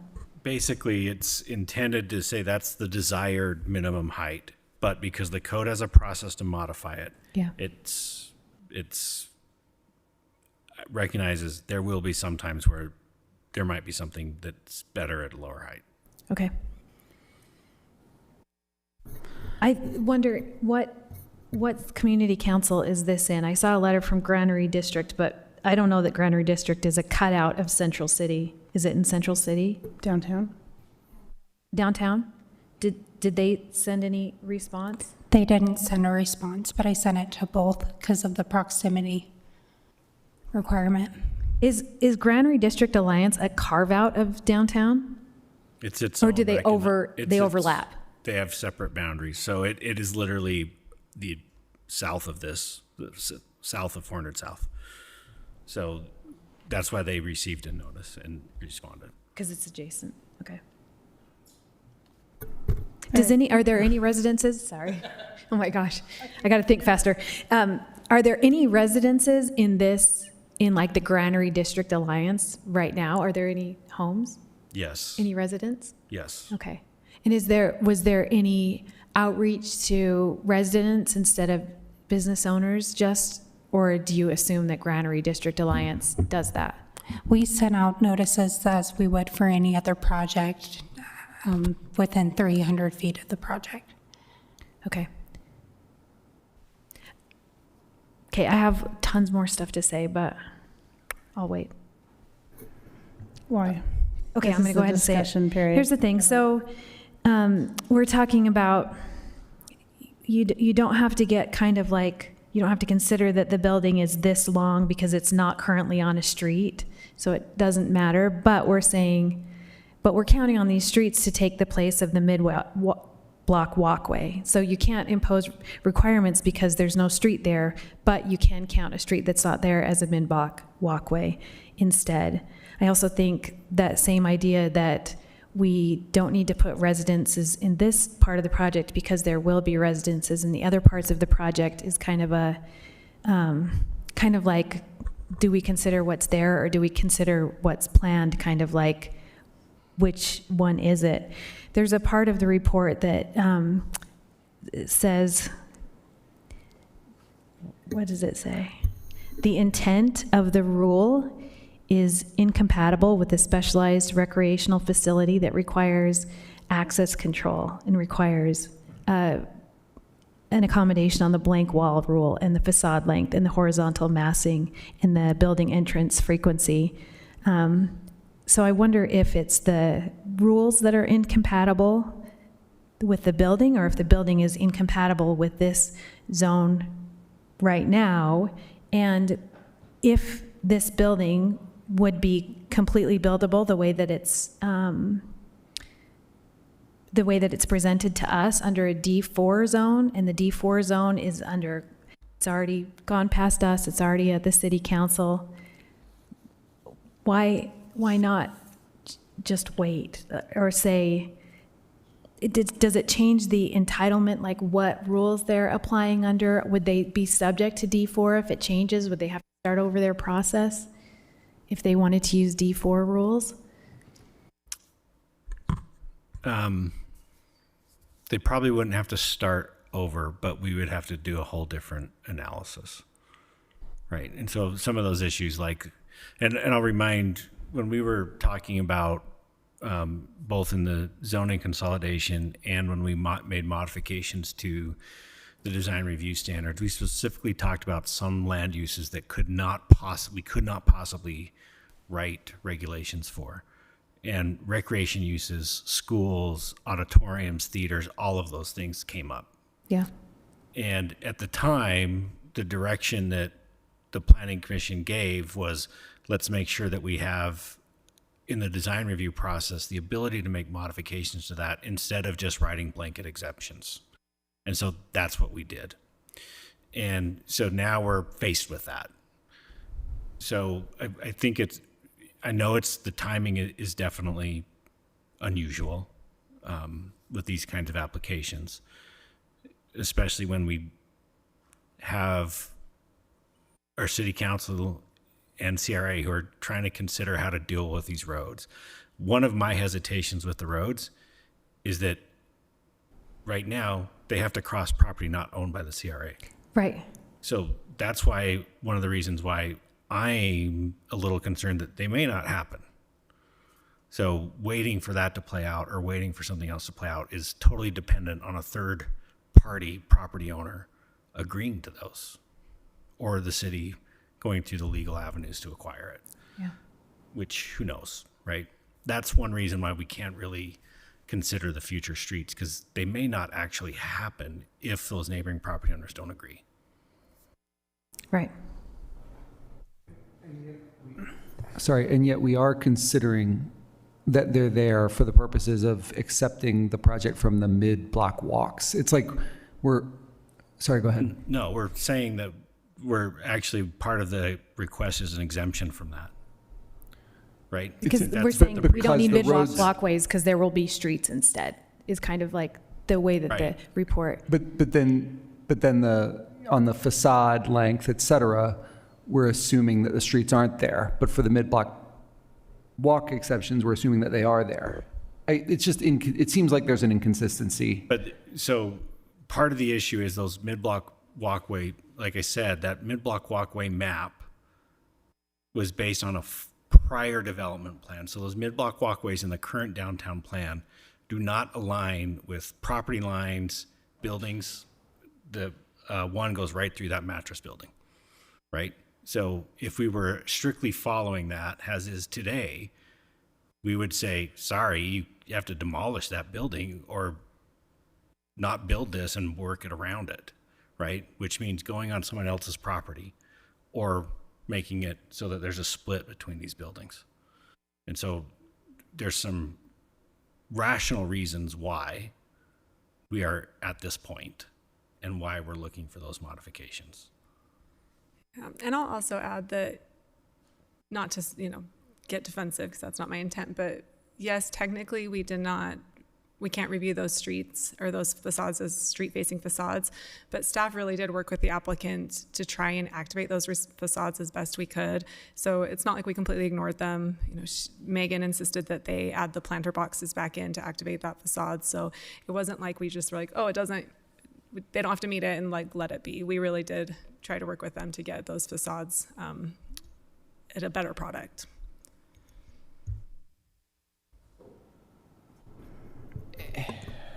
Yeah, so just to build on this, I do think in some ways it is, I don't think that I specifically or we should be intractable on a lot of the exceptions that are being asked for. Part of the reason any applicant asks for exceptions is because they're saying that with this exception, they can produce a better product. And our role is to evaluate, do we agree with that on each point, right? So there are definitely things of this that I think are acceptable and do present a better project for what they're planning to do here. I think my real concern is not being able to do a full design review on Market Street and Woodbine Court, even though Chrissy indicated that they paid attention to certain things. I think in some ways it is a little premature, and I think that's one of the challenges of leading the pack out of a development are all of these other components, then we're not really able to fully evaluate what all exceptions are going to happen on this particular parcel and how this will eventually play out, because we can't do a full design review. And so I'm just concerned that it is too premature. There's a lot of this that I think is great, and I think does yield a better project, and I'm not having any consternation about approving a lot of those exceptions, but I do think that not being able to do a full design review, given the plans of these future streets, which then present the whole vibrancy of this district, that's where I'm kind of still stuck on not being able to fully do that. And, the building facade length has always been a big issue for me. I can appreciate and understand the reluctance or perhaps inability to do articulation given the use of the building, but I do think that there are treatments that can be affected visually on the exterior of these building facade lengths that are terribly long.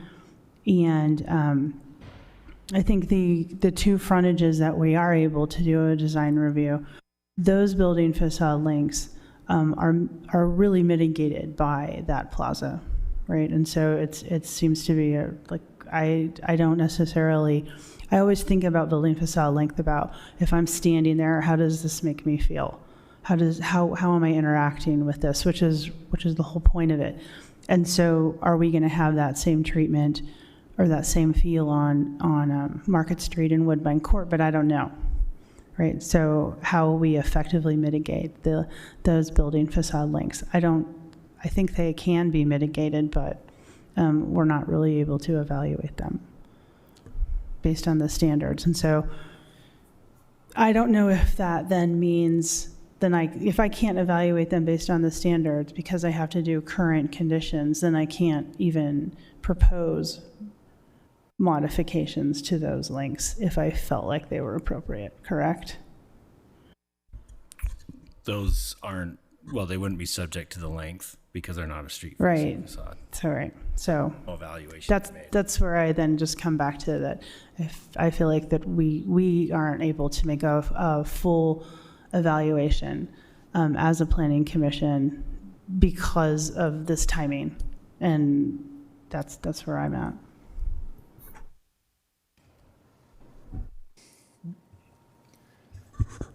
So I just do want to point out, excuse me, along Market Street, for example, I don't know how much attention you're paying to the fact that at street level, we do have planters and articulation that takes place along Market Street. Along the Woodbine side, we are buffered by the art alley, which is, that is going to be a substantial addition. In essence, it's going to be another plaza for the city in this area that will be taking advantage of that we've intentionally left the space for the art alley to work with. We do have operable windows along that side, large operable sections of windows. The interior space is a strength and conditioning area, and those windows would open up, and so you'd be able to have engagement with the exterior of the building along the art alley area. So I'm not an architect, and usually the architectural drawings in the staff report go, I don't try to, they give me a headache if I try too hard to figure out what's going on. Is those designs that you've just specified reflected in these architectural drawings, and can staff point me to the page so that I can maybe try to ask Commissioner Scott to Page explain 32. I'm looking at page 12. Page 12? Where it has, I think it's page 12 of 89. It has the south elevation and west elevation. They were just showing the south elevation a moment ago. Yeah, I wanted the architectural drawing part. These guys? No. Yeah, she's bringing it up there. Yes. See, that just went We away. need to go the other side. Let me just Looking for the I just want to ensure, I'm trying to think ahead too here. Yeah, we don't have If those features you are describing to me, my report has gone away, are reflected in this design that's before us, even if I cannot evaluate those two sides. Are those designs reflected in this design so that if I did feel like voting to approve this application, that one of the conditions be that it does not deviate from the design that's appearing before us, which then doesn't, I'm not evaluating it per se in non-existing conditions, but I'm evaluating on what's presented. But it's. If I just may refer to page 12, there's, the architect wanted you to take a look at the west elevation that shows those windows. And then, so the street-facing facades are outlined in the blue box, but below those I've included the west elevation, which will, and the south elevation.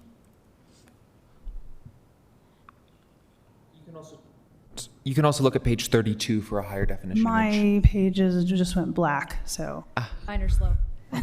There we go. If it's okay if I add in that section of wall from the mattress building to the end of the building is 155 feet. So there's that breakup. I'm trying to listen to two people. Can we take 1 second, Chrissy, because I want to hear what you say too. And here's the microphone to help. So I was just saying, this is the south elevation, and that's the longest stretch that we're really talking about. That is sort of undifferentiated, and then this is the west elevation that faces onto Woodbine. And this is where he was talking about the gym with the operable windows, et cetera. Okay, I was just gonna mention, and I'm sorry, I got ahead of myself there. But that section of wall, the west side from the mattress building all the way up, that's 155 feet, just to give you a scale of like what that is, that block. And then you have the mattress building below. And that's where the art campus will be. Yes, approximately 155. I just added it up. That's part of the next, another phase, the art campus? Or The you're art constructing alley, it? so it's a Art plaza. alley. It's a plaza. Yeah. That's part of the public improvement design that we're doing right now. Be part of that pack, that phase 1 public improvement package. Are there any improvements like murals or anything for the southern facade in the existing agreement?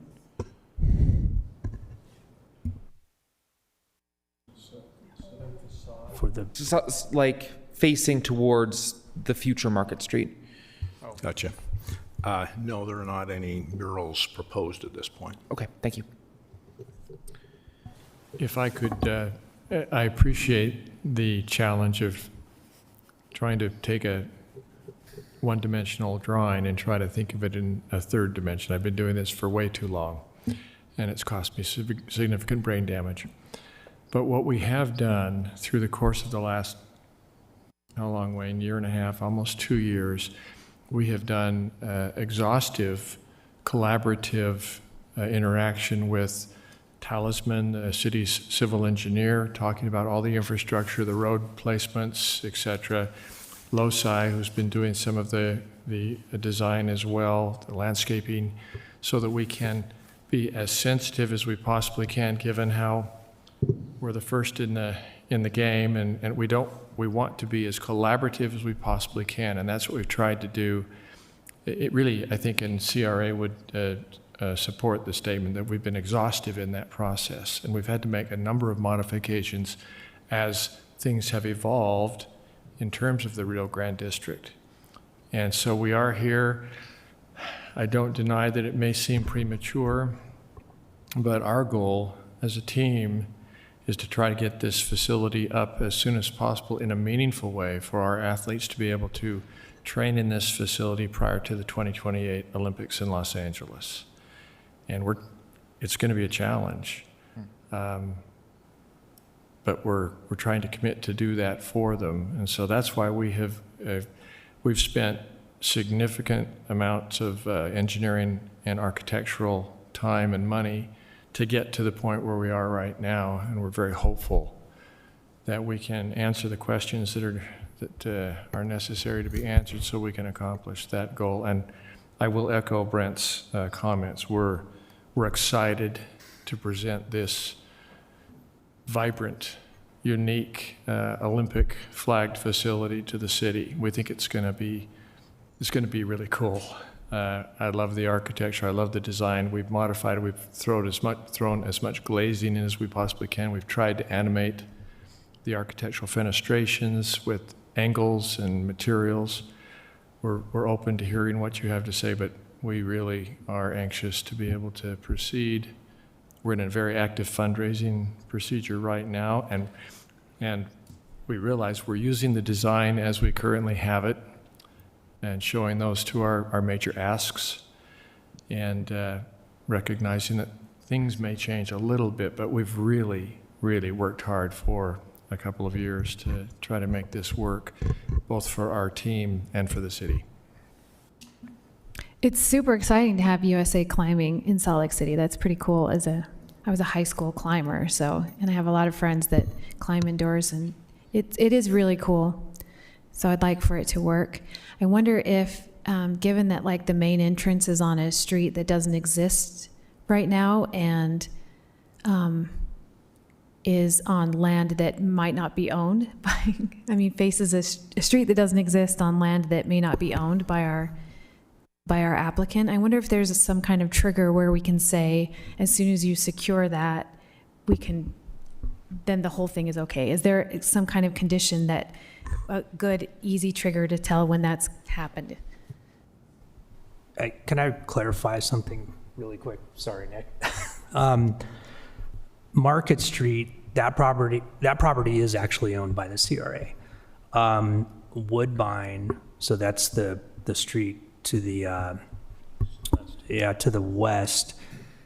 We are currently in negotiations with that property owner to get that street. So Market Street, regardless of if it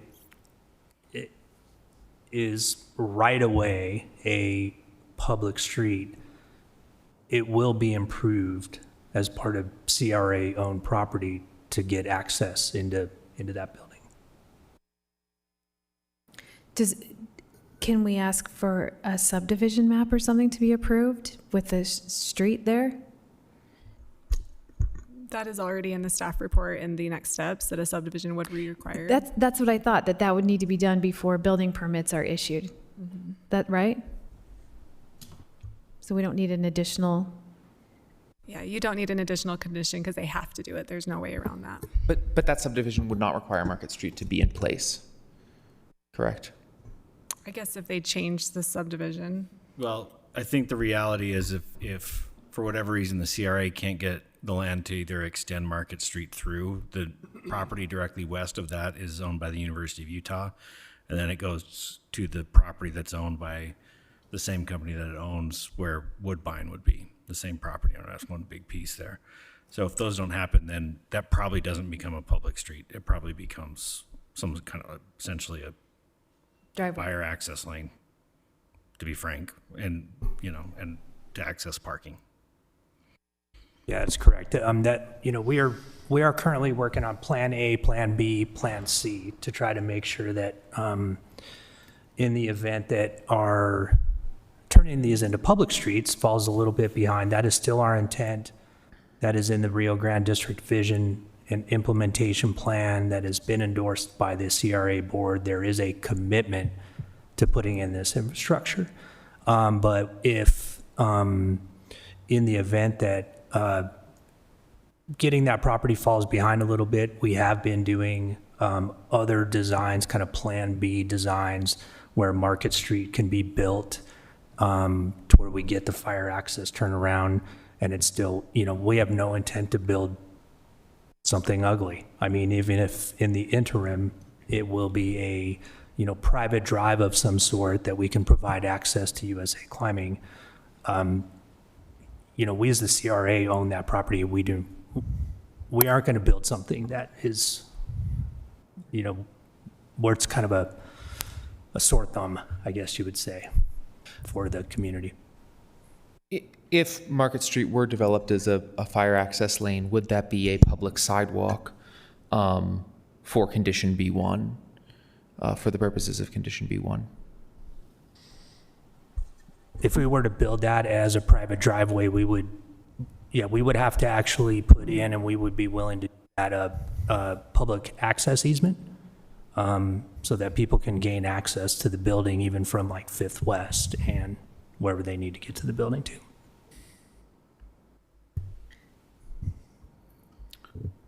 To be clear, in the next steps section of this report, step 1, after approval, step 1 is subdivision. Subdivision will be required to finalize the development configuration, and that would include that one public street or two? It may not include any. May not include any.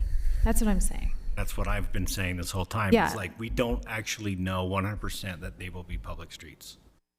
They could be something else. They both require agreements from other property owners to construct a street. Otherwise, Market Street becomes essentially the driveway. Yeah. So.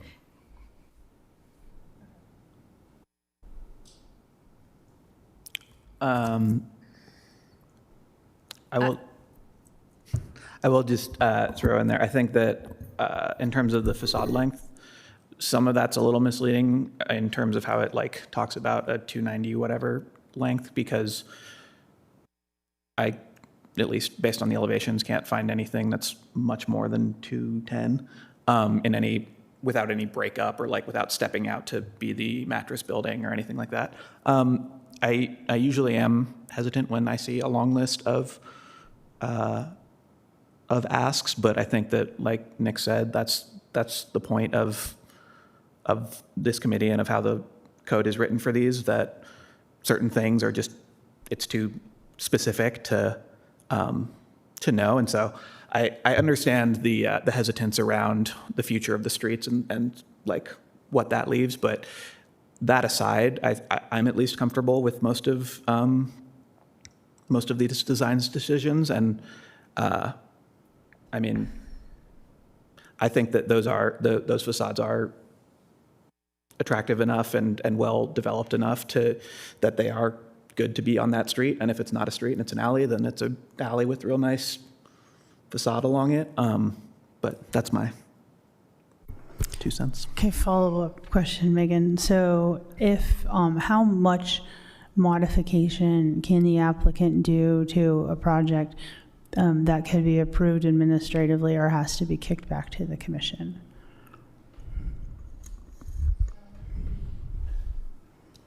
That would be in the design review section for appeals. I can pull that up for you. and go I through. have it already up if you want me to jump in. Sure. So there's a few things that wouldn't require to go back to the planning commission. It's if they're making modifications based on like fire code or adopted building code. The other one is minor changes to building materials. And then there's a third one that, let's see, if other than those first two, if it complies with an applicable section of, it doesn't have to do with one request or a condition of approval. Otherwise, like any changes to the development plan that are, major changes would be coming back to you. What about changes to the landscaping? Because those feel like they would be minor enough for administrative, so then. Yeah, if they're not seeking a modification to a landscaping requirement, then we would just apply whatever the landscaping requirement requires. So because I'm thinking this through, so if the planters on the other perimeters, right? So we're not reviewing the facade length, but the planters that would effectively break that articulation or bring some articulation in that form.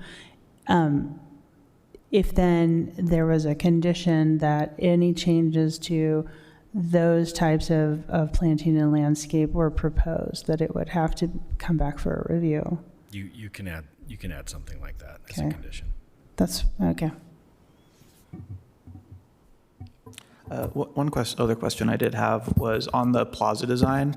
I understand the need for the fencing in and the kind of 2-foot step down for, security, and because it's a business where there will be spectators out there. But has any kind of thought gone towards making some section of that like removable with some steps so that in certain instances there is a little bit more permeability in there? Because I think that we have this great plaza, and the whole thing is that the fact is that we're in the middle of this and it's this cutout. And so as much as possible, I think a lot of the benefit of that is in the kind of feeling like you're not cut off from what's there. So the glass panels, is which those are, they are removable. They can be taken out, but you also need to know that there's liability issues associated, and we cannot allow free access to those walls. The primary reason that they're removable is actually during competitions. They would go away during that time period when it's a supervised environment and you can control who goes up and uses it, but we can't have free access to that wall at other times. Okay, great. Yeah, that's kind of the situation I was envisioning. Like, I think that makes it, yeah, thank you. That was also a department comment from the police department to make sure, there's adequate walls and lighting and things to keep people that shouldn't be on the plaza at times or on the walls at times. They shouldn't be on the walls. Mm-hmm. They're not, so. Good. Does anyone else have comments, questions, discussion? I mean, I'll just say generally, I want to echo Commissioner Scott's comments from a few minutes ago. I mean, I completely appreciate that it's very difficult to approve the first project in a site that is still so in flux. It's hard to, earlier, the previous agenda item, we're thinking very much about adjacent properties and looking over into adjacent properties and that kind of thing. And when you don't have that opportunity, it's a little bit challenging. But I look at these facades, even the ones that we're not supposed to be looking at. The Market Street is the only one that gives me any concern, or at least that gives me particular concern, the south-facing facade. And I feel like even if we did have purview there today, based on the interior design, as I understand it, that's a wall that really needs to be that long. And I don't know what kind of articulation or kind of superficial work on the facade that could be done. I'm not an architect, but I don't know. I do have concerns mostly about where we are and whether this is the appropriate time to approve this project. But I think overall it's an exciting enough addition. I understand all the exceptions that are being asked for. I don't mind that the site is being exempted from residential. I think that the Gateway mixed-use zone has delivered a lot of residential already in the area, and it's done a lot of work, and it doesn't necessarily need to do that work on this site. You know, I'm pretty favorable, despite a lot of the reservations that you guys have helped me think through and understand that I wasn't thinking about previously. I appreciate those of you that have served on this commission longer than me. But generally, I think that you have to, on a project like this, for a neighborhood, the first approval is never going to be an easy one. I guess that's my view. So I just, I think that those are a great way to look at this. If we are going to that south facade along Future Market Street, that is the facade that you have said you are planning to put planters, right? I didn't hear that question fully. What was the last? That on the south elevation, the Future Market Street side, that is the length of that facade. That is where you are planning to put planters. That's correct. What you see in this image here actually is, we plan on having them there. They also wrap around to the east. We have them on the east facade as well. Right. So, because, facade lengths are something that I try to pay attention to. I think this is what I said earlier, is that breaking it up doesn't always have to be architecturally. We could be doing other things to at least make it not feel so long, and then just this really unwelcome wall, right, to pedestrians. And that's part of the whole goal of the CRA is to have this be a big pedestrian environment with a lot of different things going on. So that's the crux of like what we're able to review given the current conditions. If the commission so I would just suggest that if the commission feels that dealing with that facade, the south elevation, that requiring that those planters be part of that is an acceptable design, right? That the condition is any proposed changes to that particular element would then have to come back to the commission to ensure that it happens. If we don't condition something that we want to ensure happens, then it may not happen. So sometimes the conditions can feel overboard, but it's there to make sure that something does occur. Because if it's not conditioned, there's been way too many times. I don't have enough digits on my appendages to count how many times it just didn't happen. So if the commission, feels that the proposal of that type of landscaping and that type of thing is actually attractive enough and breaks that up, that we want to keep that, then I would just suggest that we think about putting a condition that any changes to those would have to come back to the commission. Okay. Just a comment, Commissioner. I'm looking at the next steps. What we're about this evening is approving the design review application. And so this is the first step. The applicant still has to do the subdivision, has to go through all of the department comments, public art requirement, and sustainability requirements. So I think this is just the initial step. Does this main concept make sense, yes or no? No, I don't think that's accurate. I think the next steps would not include these types of things that we're talking about. Subdivision none of that will matter. So some things we look at when we look at in a whole are very tied to specific things, whether it's the plan development, like so the last application, some things don't spill over. I guess the comment that I have is I'm looking at this south facade and these planters, and the planters seem integral to the facade. Mm-hmm. That's what my point is. In which case, but haven't we been told that the only thing that can be administratively approved change-wise is things related to fire, materials? This is a design of the facade. I think the planters are the facade in some sense. Excuse me. Sorry, you guys really.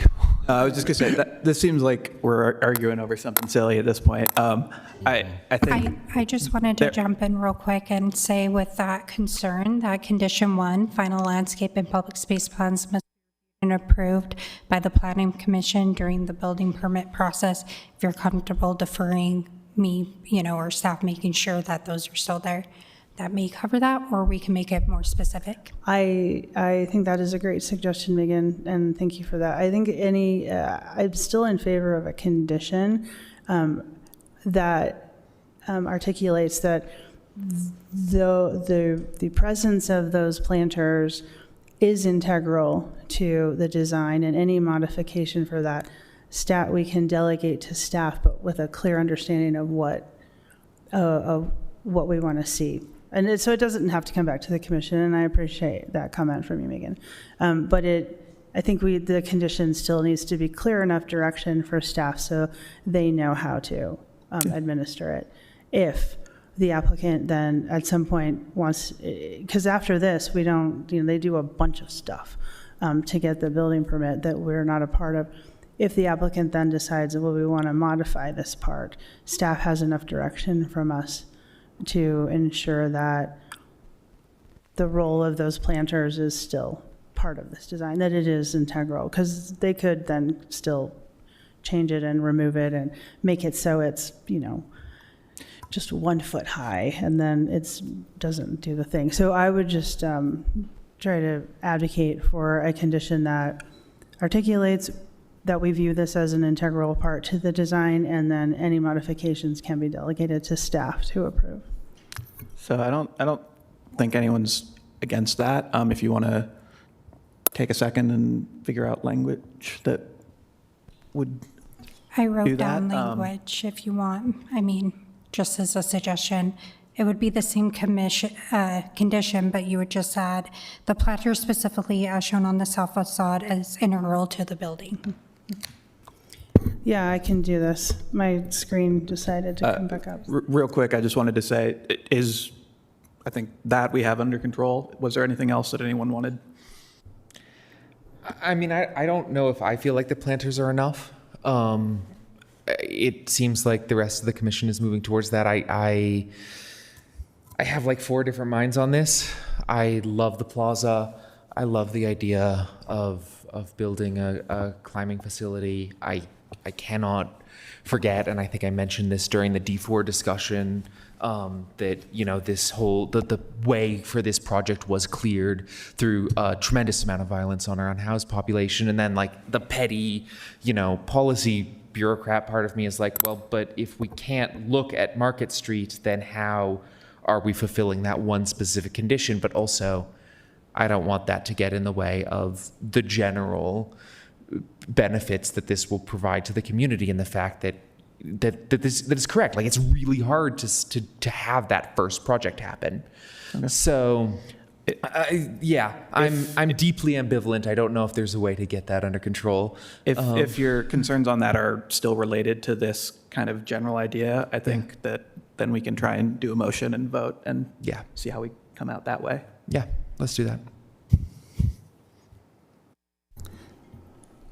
Okay. So for PLN PCM 2025-00896, based on the information presented and discussion, I move that the commission approve this design review application as recommended by staff with the following conditions. That is blurry.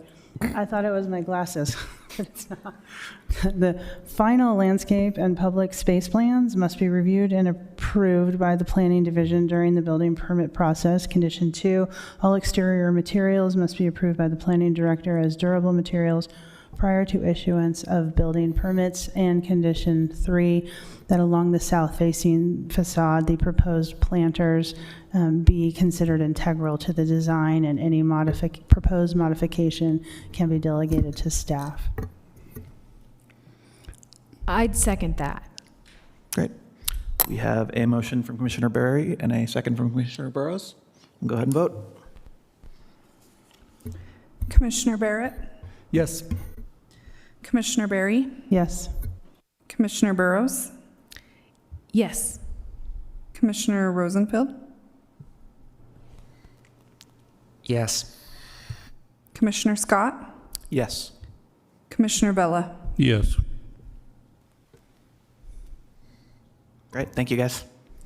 It's exciting. Good luck. I hope everything falls in place. Yep. It'll be great for Salt Lake City. Go Team USA. Yeah. That's horrible. Let's go ahead and take 5 minutes. Come back at 7:50.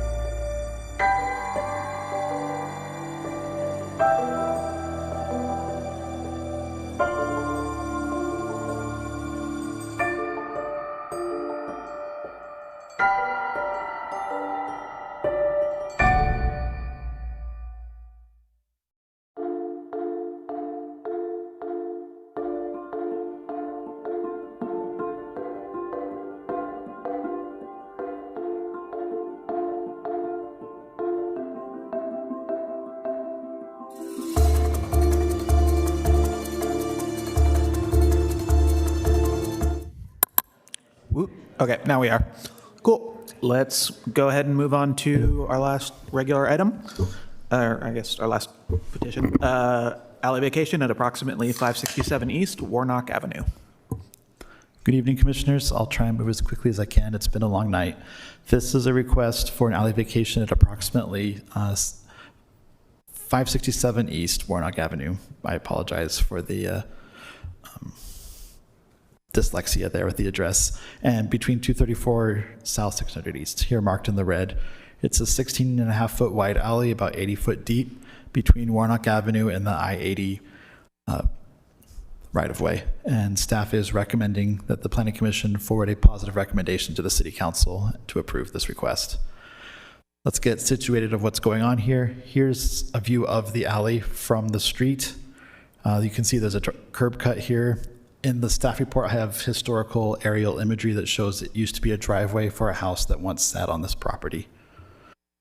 Here's Warnock Avenue looking to the east. You can see the driveway again and the power lines that go through the property. There's the development, Woodland Cove, Woodland Commons, sorry. That is the applicant also was part of the development of that. The church across the street, and here's Warnock Avenue, it's very wide. There is a little section of right-of-way, but kind of between I-80 and the property to the east, and this is a view of that. Alley vacations must meet a set of its standards and also one of 4 policy considerations, and this proposal actually meets 2 of them. The first is lack of use. This alley has only ever functioned as a driveway for 567 East Warnock Avenue since the development of the I-80 freeway, and it's essentially blocked by that freeway as well. And urban design, it does not serve its original purpose as a rear access drive for properties in that subdivision, and 500 and 600 East already provides sufficient active transportation infrastructure, already bike lanes and things available there. So yeah, recommending a positive recommendation, and I'm happy to take any questions. Do we have any clarifying questions? Are these residential properties that, oh yeah, thank you. All right. Applicant, did you want to say anything, or are you here just for questions? Just answer questions. Okay, great. Will you actually say your name into the mic, though, real quick? Jill Genessy. Great, thank you. I will go ahead and open up for public comment then. Seeing none, I will close public comment and come back to us for discussion or motion or whatever we have. I just want to note that this is, you know, the reason that this has to be discussed is at least in part that, you know, there's a highway tearing through the fabric of our city, and we're still dealing with a legacy of that. And I can hope and dream that maybe we'll eventually figure out how to reduce the level of freeway tearing through our city. And so I'm probably going to be voting no, simply because I can dream. Yeah, that 1958 aerial photo is unrecognizable because of the freeway, I think. But this is the only alley vacation I'll ever vote for. I'm going to make a motion, okay? Based on the information presented in the discussion, I move that the commission approve this alley vacation application as recommended by staff. I'll second. Just to clarify, you're recommending approval to the city council. Correct, I am. Yep, recommend approval to the city council. All right. We have a motion by Commissioner Burrows, and I think you won by a second, so. I could second that. Oh, certainly. okay. So, and a second from Commissioner Vela. So we'll go ahead and vote. Commissioner Barrett? Yes. Commissioner Barry? Yes. Commissioner Burrows? Yeah, I want to say yes because I think it meets every one of the conditions and standards and that kind of stuff. So, thank you. Commissioner Rosenfield? No. Commissioner Scott? Yes. Commissioner Vela? Yes. 5-1. All right. Thank you very much. And then we will move into our fire code review training. So while the team's coming up, this is a request from the Planning Commission to have some overview of fire code and how it applies. So representatives from both building services, which does the fire code review, and the fire department are present, and I'll let them introduce themselves. Can we make sure to send Richard Leverett a thing to a note that this happened? Because I think he was one of the people who was me. most interested. Oh. Mr. Chair, can I also make a statement before they start? So I requested this briefing, and so I'm hoping that you can address in your presentation, my brain just frets, how when you're doing the review for the building permit, how you may modify an application after we've done it, like how your modifications supersede anything that we've done, right? And I think that the commissioners may need a better understanding of the relationship of that. Does that make sense? Yeah. Okay, thanks. I just, before you got in your presentation, you may or may not have decided to or thought about talking about that, but I think that's an important aspect for our role in it. Yeah, absolutely. I mean, we have a summary and overview prepared, kind of anticipated some questions, and then certainly we anticipated a back and forth. If there's anything we don't cover that you'd like clarification on, we can easily move into that, and we'll answer as best we can. Just real quick, my introduction. My name is Tony Allred. I'm the city fire official by virtue of being the division chief over fire prevention on the fire side. The rest of this is the fire review team. We brought a couple others with us. Captain Demmons on my team. She's my deputy fire marshal, and Seth, one of the other plan reviewers. Troy Anderson, the city building official, and Doug Bateman, our senior fire plans reviewer. So between Doug and Seth, they do the lion's share of fire plans reviews in conjunction with building plans reviews once it gets to the permitting phase, downstream from where planning and you are involved. And I'd like to just say I appreciate this opportunity. I was actually excited to come before you guys and take the time with us. You were looking at the fire plans review of Salt Lake City right here. This is the group. So I appreciate this opportunity. Thank you.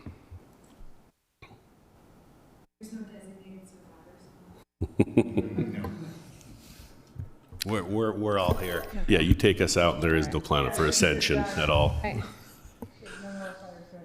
Yeah. With that, I think Doug's probably the best position to move you through the slides we prepared. We'll move through fairly quickly, but feel free, like I said, stop us if you want us to expand on anything.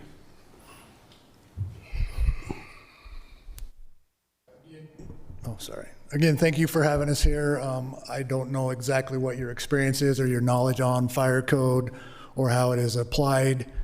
No, this is a great opportunity, so please, if you have any questions, feel free to ask them at any time during the presentation. So when we do get a planning commission submittal before us, of course, we look at the International Fire Code, which is adopted by the city, so the city council, and that is updated or renewed, modified every 3 years. So currently we are on the 2021 edition of the fire code. How does this?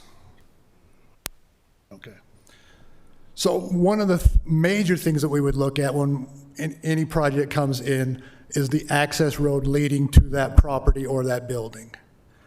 There are certain parameters that are established for the width that that road needs to be in order to accommodate the fire apparatus arriving on scene, and then also being able to navigate around that scene. That minimum width is 20 feet. That's exclusive of shoulders, sidewalks, anything like that. It needs to have a clear height of 13 feet 6 inches so that, you know, power lines, utility poles, anything like that, bridges, trees, we need to make sure that that has that clear height so that the trucks don't, you know, get impeded or cause further damage along the way. When there is a dead-end road that's greater than 150 feet, they were required to have an emergency vehicle turnaround. The specifications for that, the dimensions, you can have what they call a hammerhead, kind of looks like a T, cul-de-sac, something like that. Again, that's in Appendix D to where those specifications are. So we do that. We deal with that occasionally on projects. It does come up. Other things we look at are, of course, is parking allowed on the street? If it does, that reduces what that allowed width for that road would be for us. So we have to look at that. Sometimes we have bus stops that encroach into that travel lane. We have medians or bike lanes that we have to take into consideration when we look at that actual required width for a fire apparatus to come to. We also look at make sure that the corners and the turn radii are met so that, again, these trucks are sometimes quite large. They carry a lot of valuable equipment on them, so we have to make sure that the streets are designed properly to accommodate the turn radius on those vehicles. And then we look at the type of material that those roads are created out of. We want to have an all-weather driving surface. We have defined that as concrete or asphalt. And we want to make sure that it is designed to withstand the weights that those trucks carry, and the outriggers on the larger trucks, so that the ladder-mounted apparatus doesn't go through the asphalt and impact other city utilities. Any questions there? Clear as mud? So Appendix D is adopted by the city, correct? It's not correct applied on us by the state? Correct. Great, thank you. Just like you were here, I think, for the first case where we had that alley that was going through between the 4 units. So, you know, the first thing that I was looking at is, okay, it's not a dead end, so they can turn and stuff, you know, but then we have the approval, but you would be looking at the turning radius to make certain that the length of the truck could turn left, I guess, in that situation. Correct. There's been others, I think, that have come before us and that we've approved, that it looks like the length is greater than 150 feet. And, you know, we were told, well, it's gone through the departments already. And you know, I guess my question is, how are we doing as a commission? Are you getting a lot of those that have come before us and we've said yes, then they get to you when you're finally reviewing it, where there's redesign that's necessary because it has exceeded one of these requirements, that 150 dead end in particular? Right. So there is a little bit of an intricacy with that 150 feet because it's, I think this next slide will address kind of what your question is. And so when we do have a fire department access road that is there, you create a building off of that road on a lot that's there. You have to have all ground level exterior walls of that building located within 150 feet. So sometimes there might be a dead end fire apparatus road that might be greater than 150 feet, but if that fire truck doesn't have to travel down that road 150 feet to get to within 150 feet of the most remote section of that building, then they wouldn't have to provide that turnaround. We can make a choke point to where it says, you know, a sign would be erected that say no fire department access past this point. So it may look that there might be an access point that is greater than 150 feet in a dead end, but it might not actually be utilized as that. And one thing I'd like to add to that is when things are coming through Planning Commission, they're at a higher level, and Doug and Seth and our team gets into the weeds on these things. But what we've done fairly recently, probably past year and a half, is we've got these guys earlier access with Nick's team and the planning department to do a cursory review as early as possible before it comes to you guys. And so Doug and Seth will look at it and raise flags if possible. So we're doing that in addition to our standard fire review to try to take away prevent some of those discrepancies as well. That's fair. Any other questions on that? Great. So that 150 feet, just if something extends beyond that, there needs to be an ability for the full ladder engine to turn around.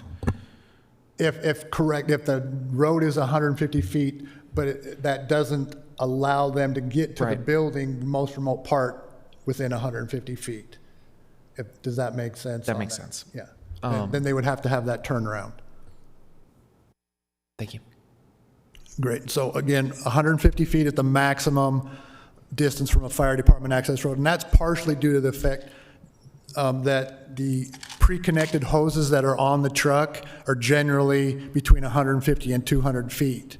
So anytime you have to build a hose line or extend a hose, that takes time, and fire grows exponentially.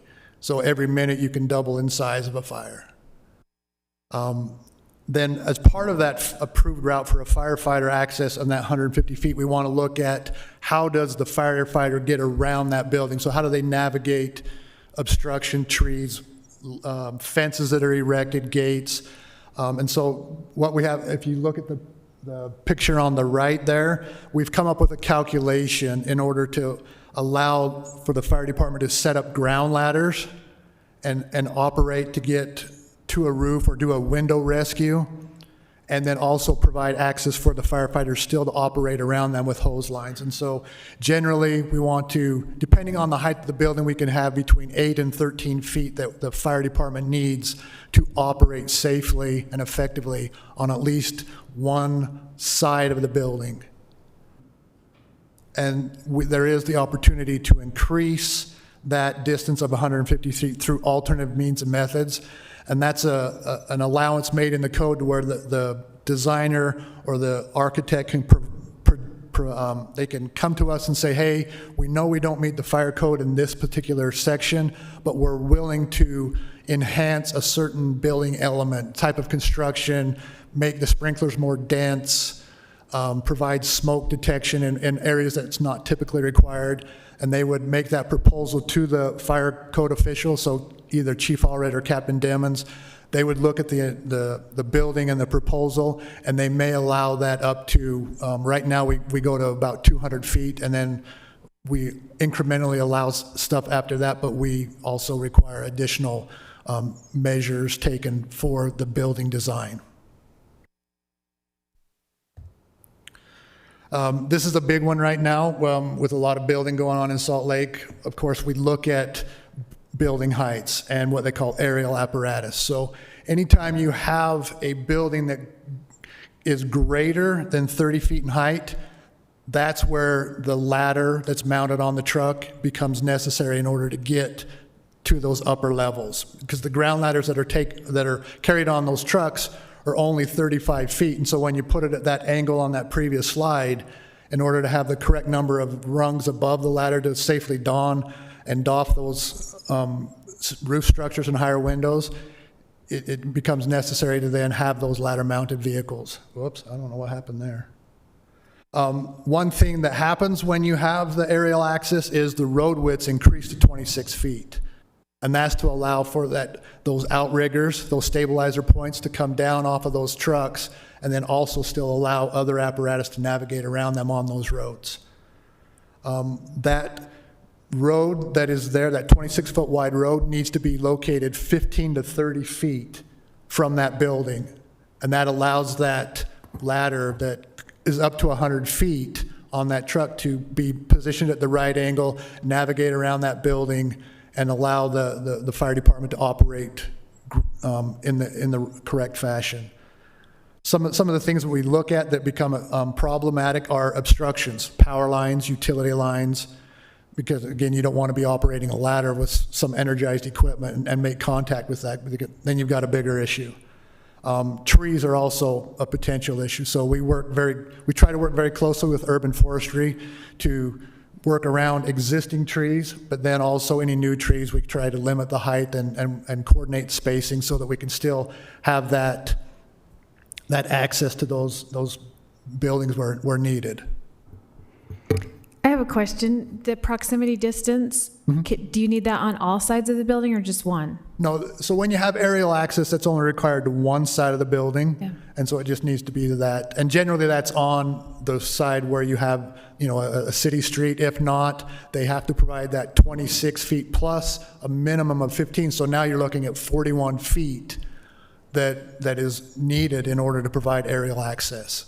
Does that often or ever conflict with if there's like no setback? You know what I mean? Is there still room? Where we've run into issues with it on the street are actually where we have very large wide park strips.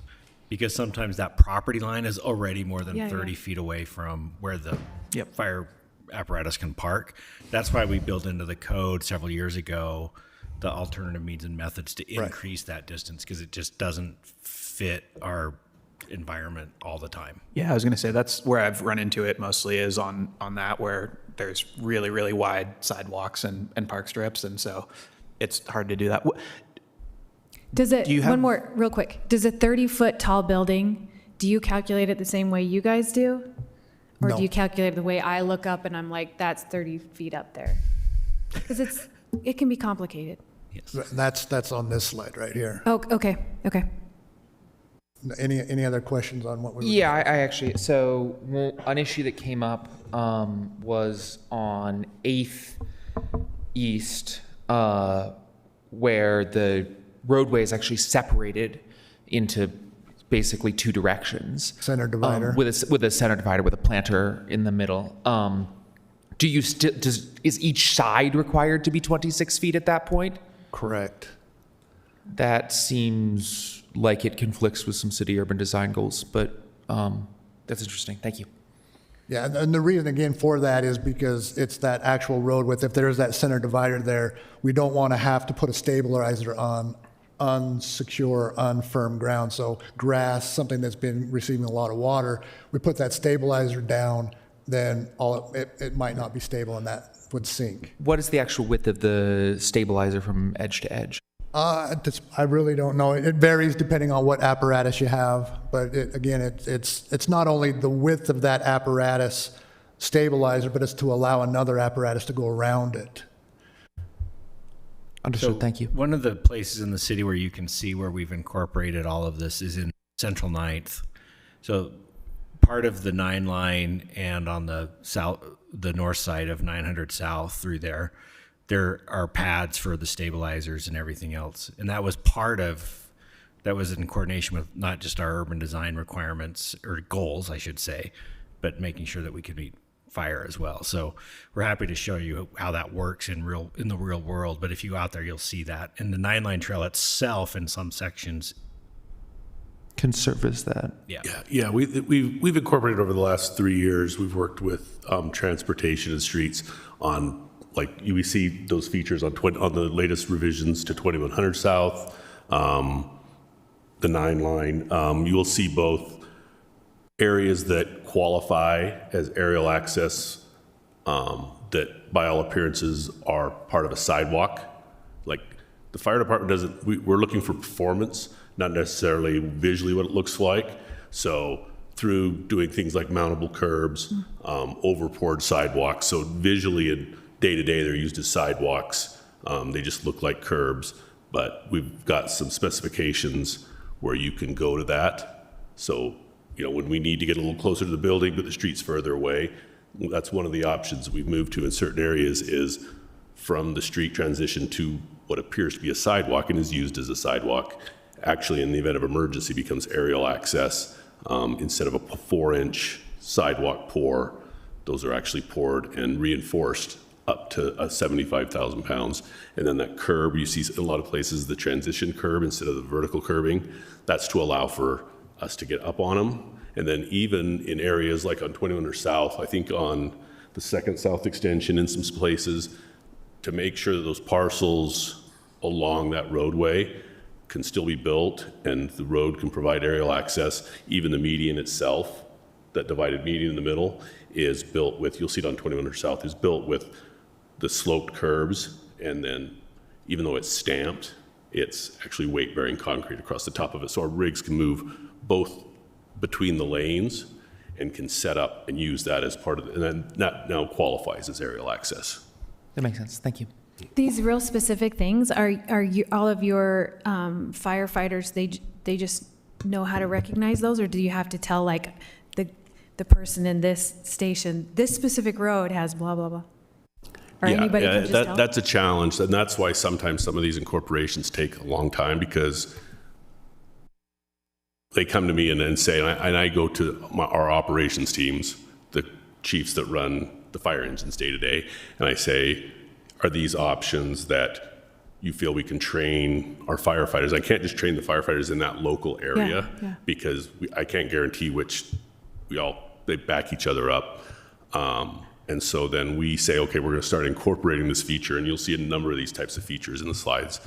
Can we familiarize our crews enough through training and, starting day one to start to recognize these features? And we've incorporated a lot of features as a city that we weren't doing even a few years ago. Aerial landing pads, that we call them, marked to show that this is a safe area to put your rigs. In short, anywhere that you see those transitioned curbs rather than the vertical curbs, we're able to tell our firefighters, our engineers, the people that drive, that that's the indicator that you should be able to roll up and mount on the abutting concrete surface.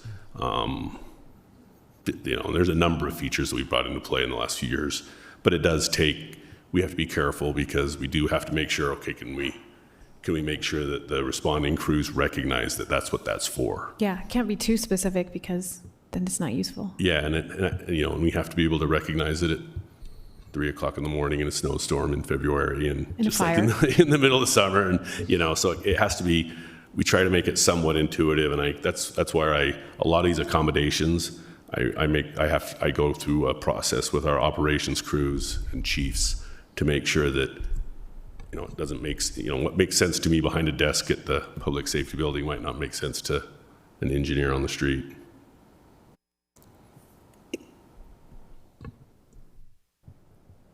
Did somebody else have a question? Great. So again, we're looking at when a building is greater than 30 feet, and this answers your question on how it's measured. So on a pitched roof, it's measured to the eave, and on a flat roof or where there's a parapet, we measure to that highest roof level or building element level. So if it's got a parapet wall, we would measure to that point, and that's measured from grade.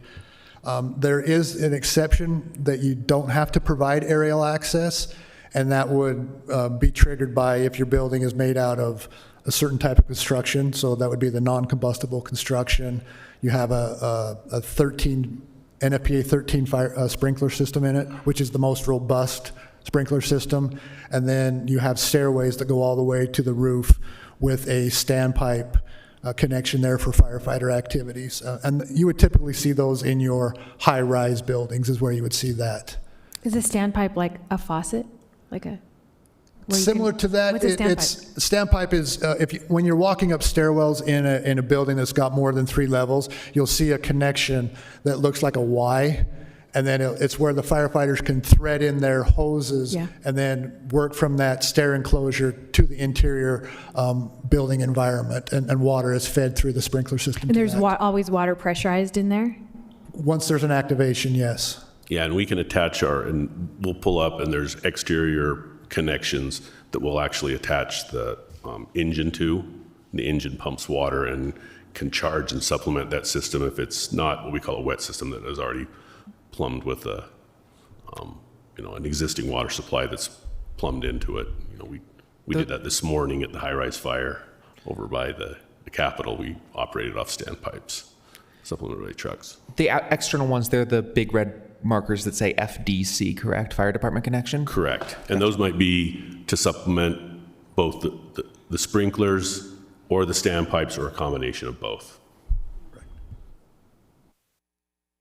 And then because Salt Lake, like we mentioned before, has the large park strips and a very large number of lots that are very narrow but deep, and we're starting to get infill with different types of developments, it makes it difficult to provide adequate aerial access, because we do like to have the long side of the building, because that gives us the most area to operate for not only firefighting operations but rescues. So we have, in coordination with the Fire Prevention Bureau, come up with some alternate means and methods to deal with when we can't provide that long side of the building on these unique and narrow parcels that we have in Salt Lake. And so we want to provide at least 25% of the total building perimeter. And then, again, based on that criteria that the fire chief and the operations chiefs and the fire marshal have decided, we'd ask them to add these extra features into their building design, which help provide kind of an offset to where we don't have that full long side of the building. Not going to really get into that because it's a lot of dead information there, but this would be for a commercial building, and then the other option is of course residential. So a lot of these apartment buildings that we have, a little bit more stringent requirements, because there are people there at different periods of time, especially in nighttime. A lot of, as Chief likes to refer to it, heads in beds. Night people waking at a difficult hour. So we've incorporated a little bit more secure stair enclosures and tried to limit the possibilities for electrical fire incidences, and added a little bit more fire suppression in the stair towers to help with the evacuation and minimize the extent of the fire growth. Any questions there? I know it's a lot of code stuff, but it makes sense to myself and Chief Allred, so we try to incorporate that and hopefully help keep building design and approvals moving forward. Is roof access so that your firefighters can access the building from the roof, or so we can run up to the roof to escape? Yeah, good question. One of the basic tactics for preventing fire spread and slowing a fire down inside is essentially the chimney effect. The main purpose of getting to the roof is to be able to ventilate a structure, create a chimney in the structure. It's essentially the same. If you don't open the flue to your chimney in your house, that smoke's going to move out, and the heat and the smoke move out into the living space. You pop the flue open in your house, and it's now moving up, clears out the environment so that we can operate and both increase survivability and slow the spread of fire. And so that's the main purpose of roof access, is to increase the survivability inside the structure.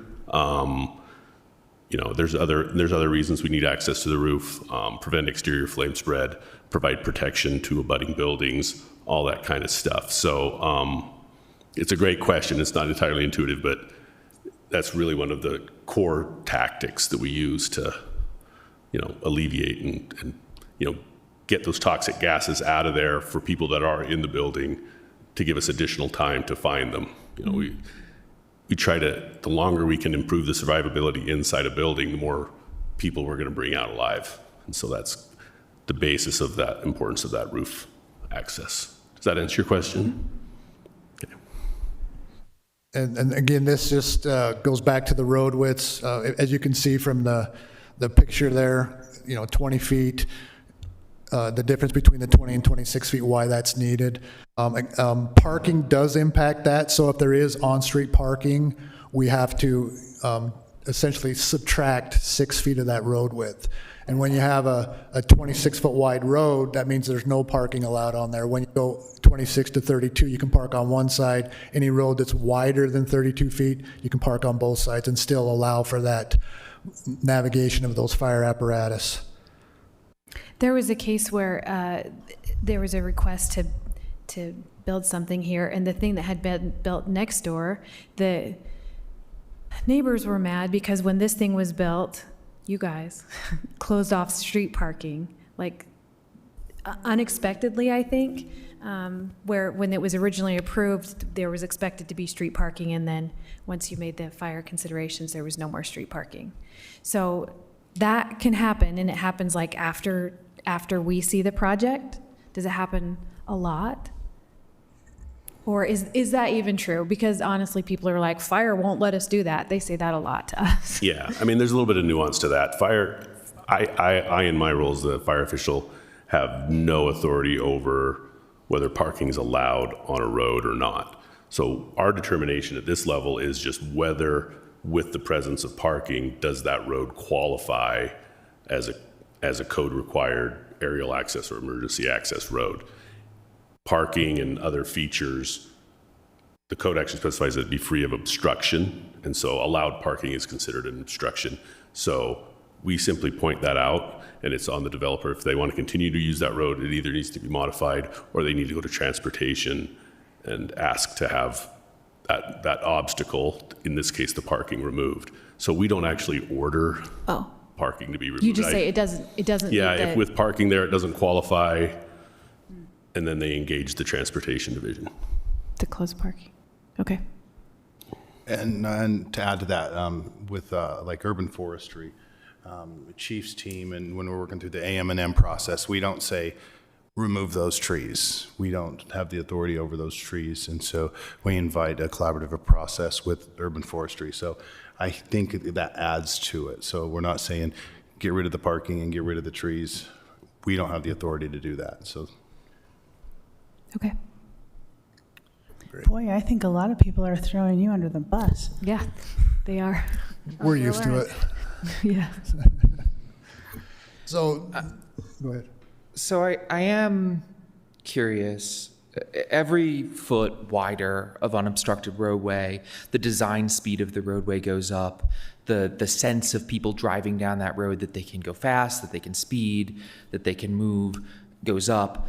The longer pedestrians have to cross, the less likely you are to make it when darting, right? Like wider roadways kill people.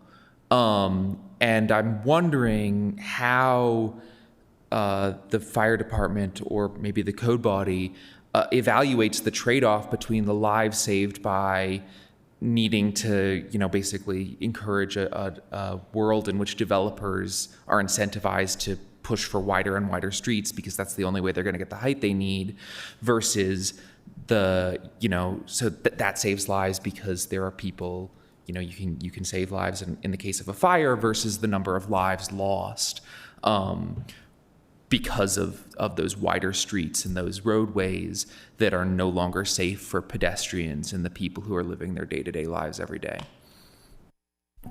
Yeah, that's a good question, and it brings up, the two issues: safety in the building you're sleeping in, and then safety on the streets for walkable neighborhoods and that type of thing. They're a little bit of two conversations, and that's why we engage in kind of both conversations. They're just done in different venues. The fire access for the building is kind of done in this venue, and then my participation with transportation, Lynn Jacobs, and the Safe Streets Initiative kind of is the conversation where that pedestrian safety and crash speed safety is taking place right now. I know they're just finishing that. We've been working on the latest revision of that for the last year.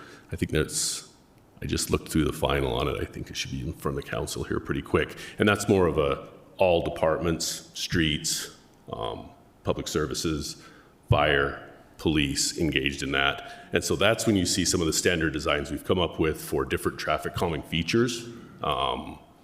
You'll see a lot of those, like we've been involved in. It's the exact conversation. How do you balance that? And that's where you see the specifications for they have their traffic calming devices, their speed bumps that you see across the city. Those are specifically designed to not impede fires' time to get to an emergency unnecessarily, but still provide that traffic calming feature. And so we work with transportation to come up with a certain number of standard designs, one for arterial roads, one for smaller roads. We work with them on things like the radiuses for the roundabouts. For instance, where the whale is in Sugar House, that roundabout itself went through a number of designs. So we're like, what's that sweet spot for creating tight enough features that it brings those speeds down like you're interested in? The entire you'll notice a lot of those features that we've seen lately on 11th East from that section from 9th South to 2100 South, where you've got extended curbs, turnouts, and that type of thing in raised walkways. We work with them a lot on those types of features. So a little bit of two different conversations, but we are engaged in that conversation. That's where a lot of those features come from. Thank you. I guess where I would say my thinking goes is like, yes, they're currently two separate conversations, but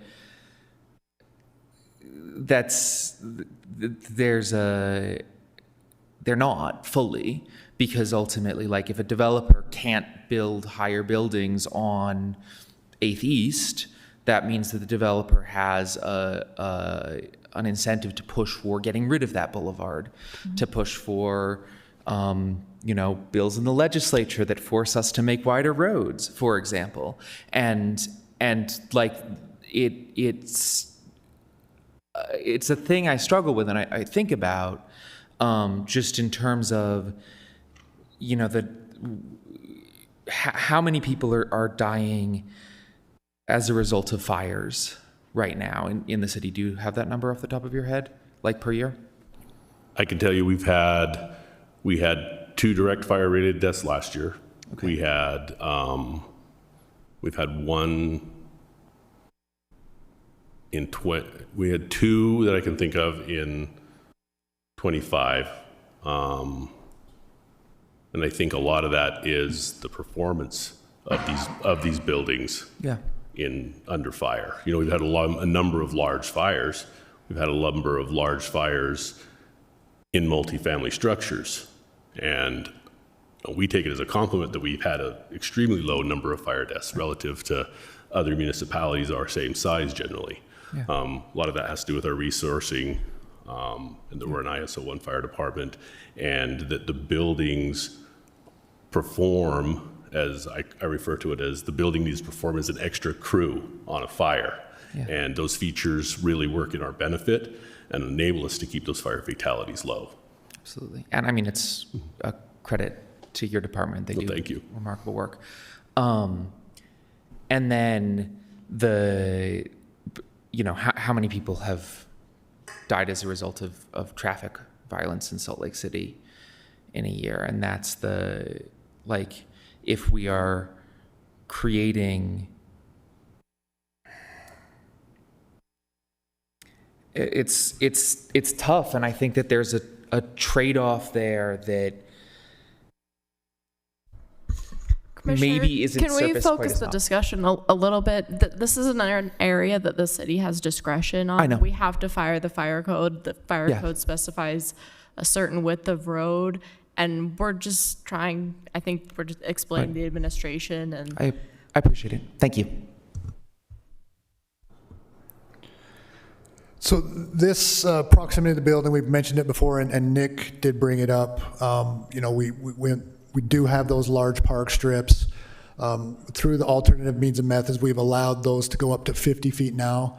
We've given them some criteria that they need to meet through an application, again, that is reviewed by the fire chief or the deputy fire chief and pursued. We have taken that into consideration and allowed those distances up to 50 feet, which has helped projects move forward. And one of the last things we look for is, of course, water supply.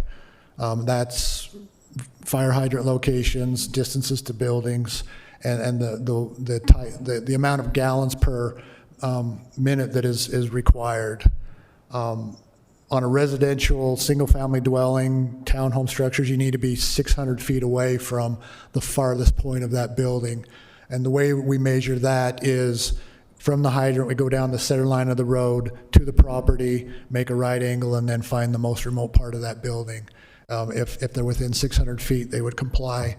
Any type of commercial structure, in the appendices, there's Appendix B and C, and that gives the required fire flow and for the duration in hours, and also the spacing of hydrants, which could be anywhere from 250 feet up to 500 feet spacing on an average layout. And those diagrams kind of give you an idea of how we look at that. And again, water is very important because not only does it supplement the apparatus that already carry water on them, but we have to work closely with public utilities for, their impacts on upsizing water lines and making sure that the actual fire flow is there. So there have been instances where water lines have had to be upgraded throughout the city, which is very impactful to the development.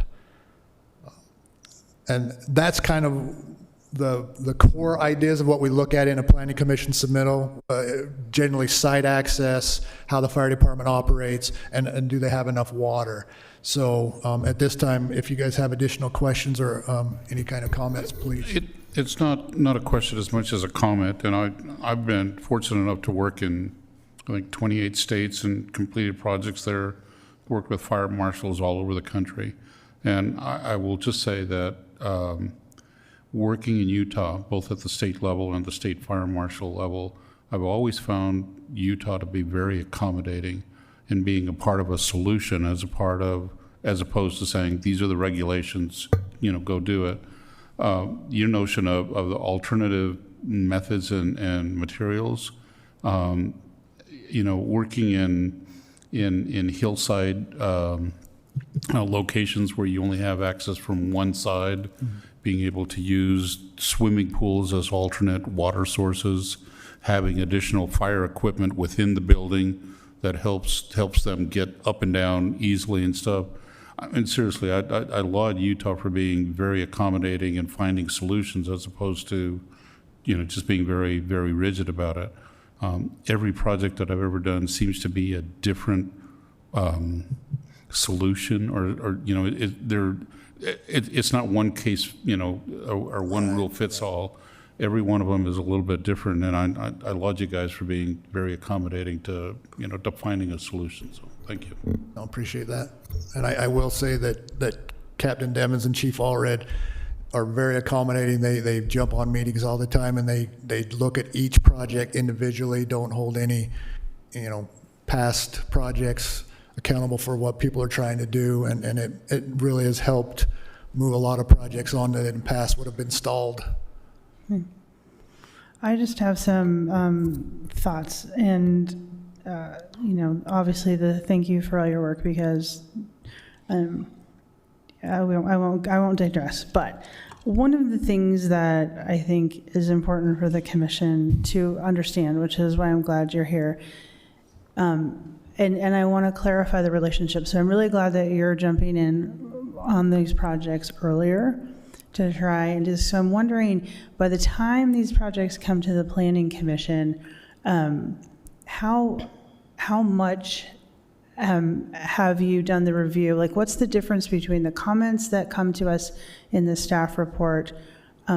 What's the difference? Because I think sometimes the commission gets hung up on trying to do your job in reviewing the project, and we're looking at the comments you've given, and then we're asking all these questions that, quite frankly, we don't know the answers to when we're not the fire specialists. So is that relationship in your pre-review to the comments that you give that are part of the staff report, is there a way that those can be aligned better in real time so that the commission isn't trying to question the length of this road and the width of it, that we understand it's already been done? Does that make sense? And I'm just wondering if that's it. You may not even have an answer, but that's one of the reasons why I was really glad to have you come, is so that we could understand how much work you're already doing, so that we're not trying to then question the project in a way that we don't have the expertise to even evaluate, but you've already done it. And there have been many times in the staff report where the comments from other departments were submitted earlier than changes have been made, and so they're kind of incongruent. And I guess I would really think it might be helpful to have those align better to the work you've already done, so that if changes are made after the public comment portion, that they're reflected so that we understand you've already done all of it. And reviewed it to all of these things so that we're not spending a lot of time doing things that we just don't really have the expertise for anyway. So typically, the process when we're in our 45-day public engagement is also when all the department reviews happen. And so they get routed to all those departments, divisions that look at it.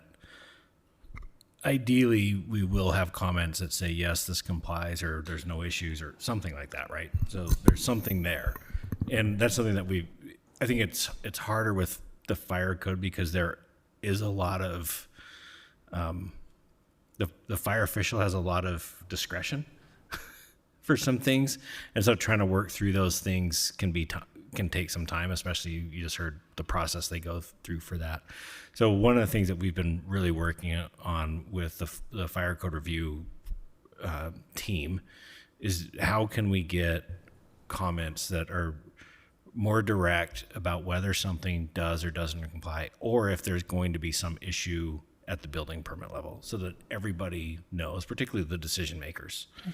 So that's an ongoing process. Part of it is, and one of the reasons why we changed the development review team, the DRT thing in our code, is because we want to start using that actually for these types of applications that come before the Planning Commission and Landmarks Commission, where we can get everyone in the room to resolve any sort of conflicts. Right. Or we can ask questions like, hey, what about this comment, things like that. And we can have the applicant there too. So it's kind of this discussion where the applicant can ask questions. We can figure out what a path forward is to resolve some of those types of conflicts.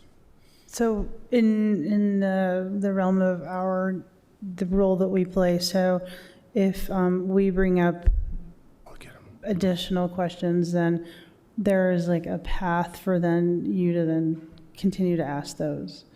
I think it's great if we ask questions of like, is this adequate? Is that adequate? I think when we go down things of like, well, I don't think this is going to work and I don't think that is going to work, is the wrong conversation for us. And then, but I guess now hearing you, it could be appropriate for us to speculate, like, is this going to be adequate? Is that going to be adequate? And then that becomes your... Right. And I think where it creates some issues that we would just have to resolve is when there's a desire to do something like increase the distance between buildings.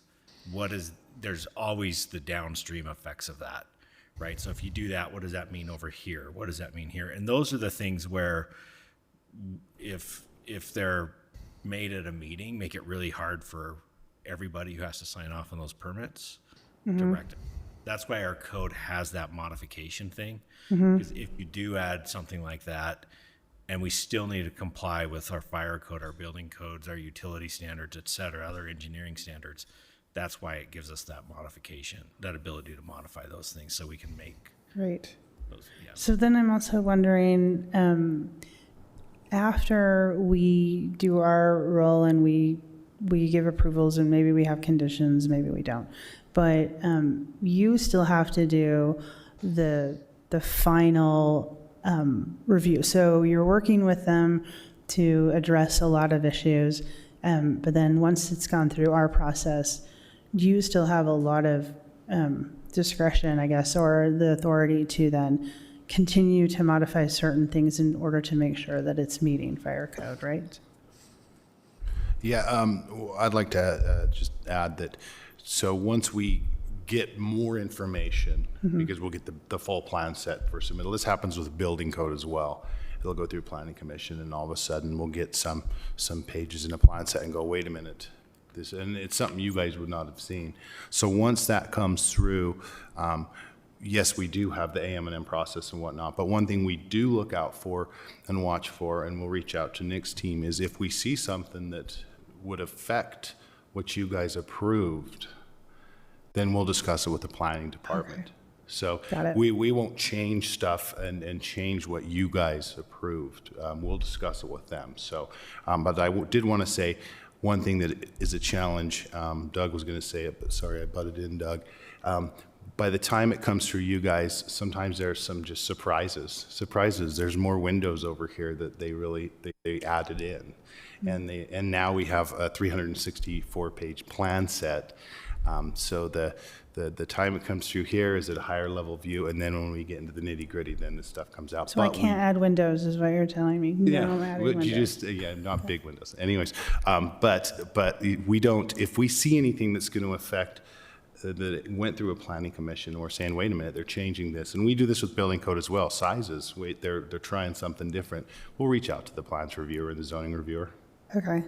Yeah, I think that's important for us to fully appreciate that. I guess I just don't want us to try to be doing your job. Because it's really good to hear that you're jumping in earlier. Because I think the more all of those things happen before they come to us, the smoother it is for our process. And then we can just focus on some little thing that we'll spend 2 hours talking about. But that said, I really do appreciate that. Let me think. Oh, the other thing I just wanted to wrap up. So I also am really glad to hear about the modifications and how much you employ them. Like, okay, we can't meet it exactly here, but these are some things you can do. Because we've had plenty of developers that have come and said, like, well, I can't do this because the fire said no way. So now I have to have this thing. And now I'm really understanding that's, because sometimes I hear that and I think, I don't know about that. But now I understand, like, no, well, you could have done modifications to this design. So really, that's why I said, like, sometimes people are throwing you under the bus here of like, no, I have to do it this way because fire said so. And I still don't know that if that's true or not, but now at least I think the commission understands there are avenues forward for the give and take of modifications so that you're still getting it the way it needs to be for code. And we're not in the position to think like, oh, I guess then it has to be done that way. Do you know what I'm saying? So I'm really glad that you brought that up in this discussion so that we understand that. Yeah, it might be useful for you to know kind of what our standard for approving alternate means or denying an alternate means is. And really, ultimately, the standard is as an office, as my office is anyway, I never want to say that we won't consider an alternate means proposal by a developer. I think that's actually probably the most interesting part of my job. I actually look forward to that, probably more than about any element. I like seeing the new technology and the new design. And so the standard we set is whatever you bring to us, I can't, any given code that they are having trouble meeting, we look at we're happy to entertain an alternative. And the standard really is, does it meet the intent and performance of what the existing code would provide? And that's really, and that's really the bar we set when we're looking at it. And we incorporate a lot of fire growth scenarios in that. We look at, is the feature a life safety feature? Is it an exit time feature? Is it a fire growth feature? And so we kind of try to categorize it, when they're saying, if they can't meet the raw number of exits, can they meet enough other exits that, in other places that give us the same overall exiting capability of the city or of the building? It might not be per code, but the performance, the accumulative performance gives them that in addition to over sprinkling a building, which gives us some exiting time. But ultimately something like a sprinkling system can add life safety features like increased time, but it's a suppression system, it's not an extinguishing system, so it's not an answer to no fire access at all, because eventually, no matter how much time you build into the building, you can't substitute ultimately getting fire engines there within a certain amount of time. So we try to balance that, but we really try to remain open to anything, and we're pretty open when we start entertaining these. Like, we're looking for overall meet the performance of the code. And one of the good things about the program we use to track building permits and things is that when there is an alternative means of methods approved or denied, it gets flagged for that property. So when we pull up that when that address is associated with a land use application or a building permit, it pops up. So all of us inside the city can see that. So we know if somebody says, well, fire is making me do this, we can be like, well, we actually don't see that they actually have approved something. Or, they did approve your alternative means, or they denied it. And so the one universal truth about development is that permitting departments will always be played off one another. That's just part of our realities. So we know that. But internally, I think we're always hesitant when somebody says, well, so-and-so told me this. It's like, okay, well, we'll check with so-and-so, right? And lo and behold, more often than not, that's not the case. Yeah, I was going to ask, how involved are you guys in when like community and area plans are getting drawn up in terms of like looking at comparing zoning? And because what Nick said has also been my experience, where like 90% of the problem is not being able to get close enough to the front of the building, or there being trees lining the street or something like that. And so I imagine you have a pretty good sense in your head of like, oh yeah, this street, there's no way, like no one can get aerial access here, but then we're also telling people to build 8 stories. Yeah, I can kind of answer that. I mean, I think a lot of that has been, that's one of the advantages of entertaining these alternate means is, one, now we have the more alternative means that we're able to get to an agreement on for different areas of the city, especially cities that have been recently rezoned for other uses. Initially, I think you go through a series of AM&Ms where you're looking at these alternatives, and you sort of build a library of what's worked on other properties as you continue to do approvals, and then you're able to kind of offer solutions. Like I always start our meetings with developers telling them I would make a terrible architect. I would make a terrible, design professional, because I'm just not as creative as I probably should be. But what I can do is bring to the table, hey, we saw this on a property 2 blocks over, and then we saw another version of it over here. Here are some options that you can combine in your alternative means that we've looked at and know work in the past. And so I think the more projects we have in a newly zoned area, it kind of builds us that book of things that we can at least point to that work in other places. And my take is that I feel them going smoother the more projects we get into in a newly zoned area. That's awesome. I think in my mind, that's like the benefit of that flagging program, is that like you have a map and you look at it and be like, oh yeah, there's 6 on this block, so like let's look at this street section. So. And just to go back to your question about like overall master planning, one example that you guys might remember was the mixed use consolidation zoning amendments. Planning staff had suggested actually down zoning some of those properties because we worked with fire and knew that they wouldn't have that aerial apparatus width. And then we definitely reroute any of the master plans that we are working on to fire as well. Cool, thanks. Thank you guys. So, sort of combining the 2 questions, when talking about AMM, do you provide advisory opinions, or are you able to provide advisory opinions about what alternative means and methods might work prior to something coming before the Planning Commission? Or do you really have to evaluate that when the building permit is pulled? Yeah, the AM&Ms are managed at the permitting phase. We would certainly be happy. We do get involved in DRTs when it seems like there are going to be obvious fire conflicts that might be showstoppers to a project. Troy's team does a great job of kind of incorporating this if we think it's going to have to start to get into the discretionary, creative solutions. And we'll see stuff brought in from out of state that we haven't seen in the city before. And then we'll go so far as to reach out to other fire marshals. We'll reach out to Denver or San Antonio or virtually anywhere and say, do you wish you had allowed this? Are you glad you allowed this? Or are you sad now in retrospect that you did? And kind of have that discussion with them directly, so we're not filtering that through anybody with a motivation. Thank you. I'd like to add to that. One thing I would like to say about the AM&Ms is they're specific.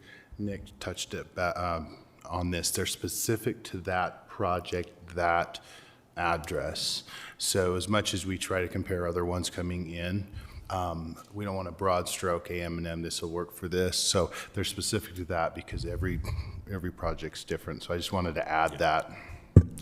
Yeah, and I think in our role, I often having tried to figure out some A&Ms on other projects, my assumption when I see these site plans that come to us and aren't fully developed and like it doesn't, I know that the turning radius is wrong and like whatever, I don't try and fix it here because I know that it'll either get worked out with you guys or an AM&M will be the solution if that doesn't work out. And so that's kind of my takeaway for us is that like, you know, if we see something, obviously you guys are going to be better at finding it than us. And it probably means that there's an AM&M coming down the road that'll cover that. So.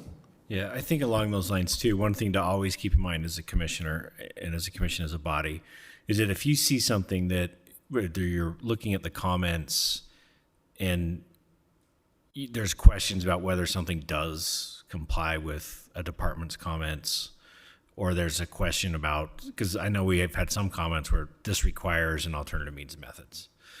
And so when you see that, you do have discretion to say, hey, we want to make sure that those things are taken care of before we actually give final approval. Okay. So you can, those are very valid reasons to continue something because it means that you don't have the information you need to approve it, right?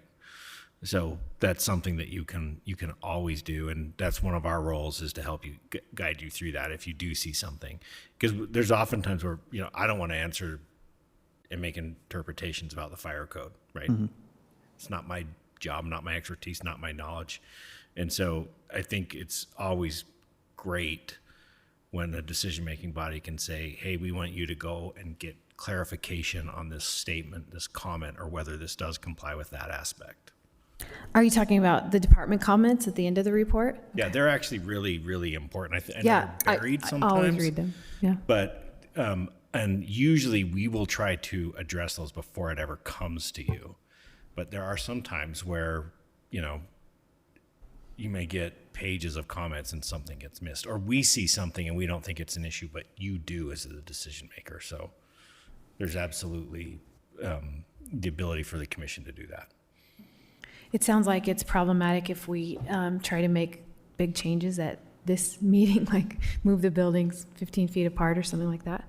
But have you seen any big changes that came from fire that after we? Oh yeah, I mean we've had some that the project just dies, right? They just couldn't meet the fire code, and they couldn't find an alternative means and methods. It happens, and that happens sometimes.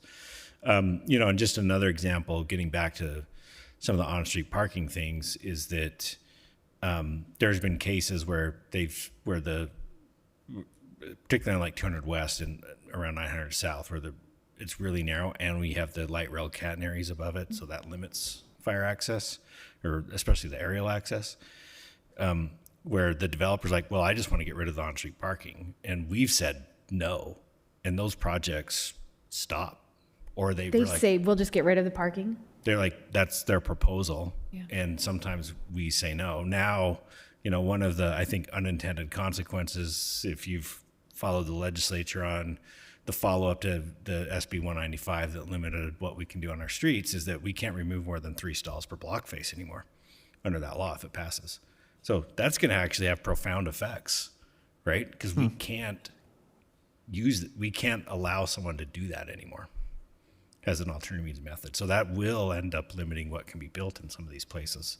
800 South, where we have limits and things like that. Do you think that what kind of mistakes could we quit making concerning like fire, not decisions, but like what kind of mistakes can we quit making? Well, I think one of the biggest things, and you mentioned this, is trying to move elements of a design around, right? Like particularly buildings or open space or parking, or you know what I mean? Because all of that has those ramifications. Mm-hmm. And I think it's always better when you look at that and you're like, you know what, I don't think this complies, is to identify the standard it doesn't comply with. And just be clear that it's like, we're going to give you the opportunity to go ahead and address this, to make sure it doesn't have issues with other departments. And if you can't, then we can't say that you meet the standard, right? I think that's a better approach than saying, well, we want this to be 14 feet wide instead of 8 feet wide, this landscape buffer. Like, you know, we had a project along the Jordan River where that happened, where the landscape buffer was increased. It happened to be along the fire access road. And so then we're kind of like, okay, well, what do we do here? You know, and those people haven't come back with a solution yet, so. All right, well, thank you guys for coming and presenting. We appreciate it. And that is all for the evening. Our next meeting is on the 25th. Thank you. Thank you, guys. No, that was perfect.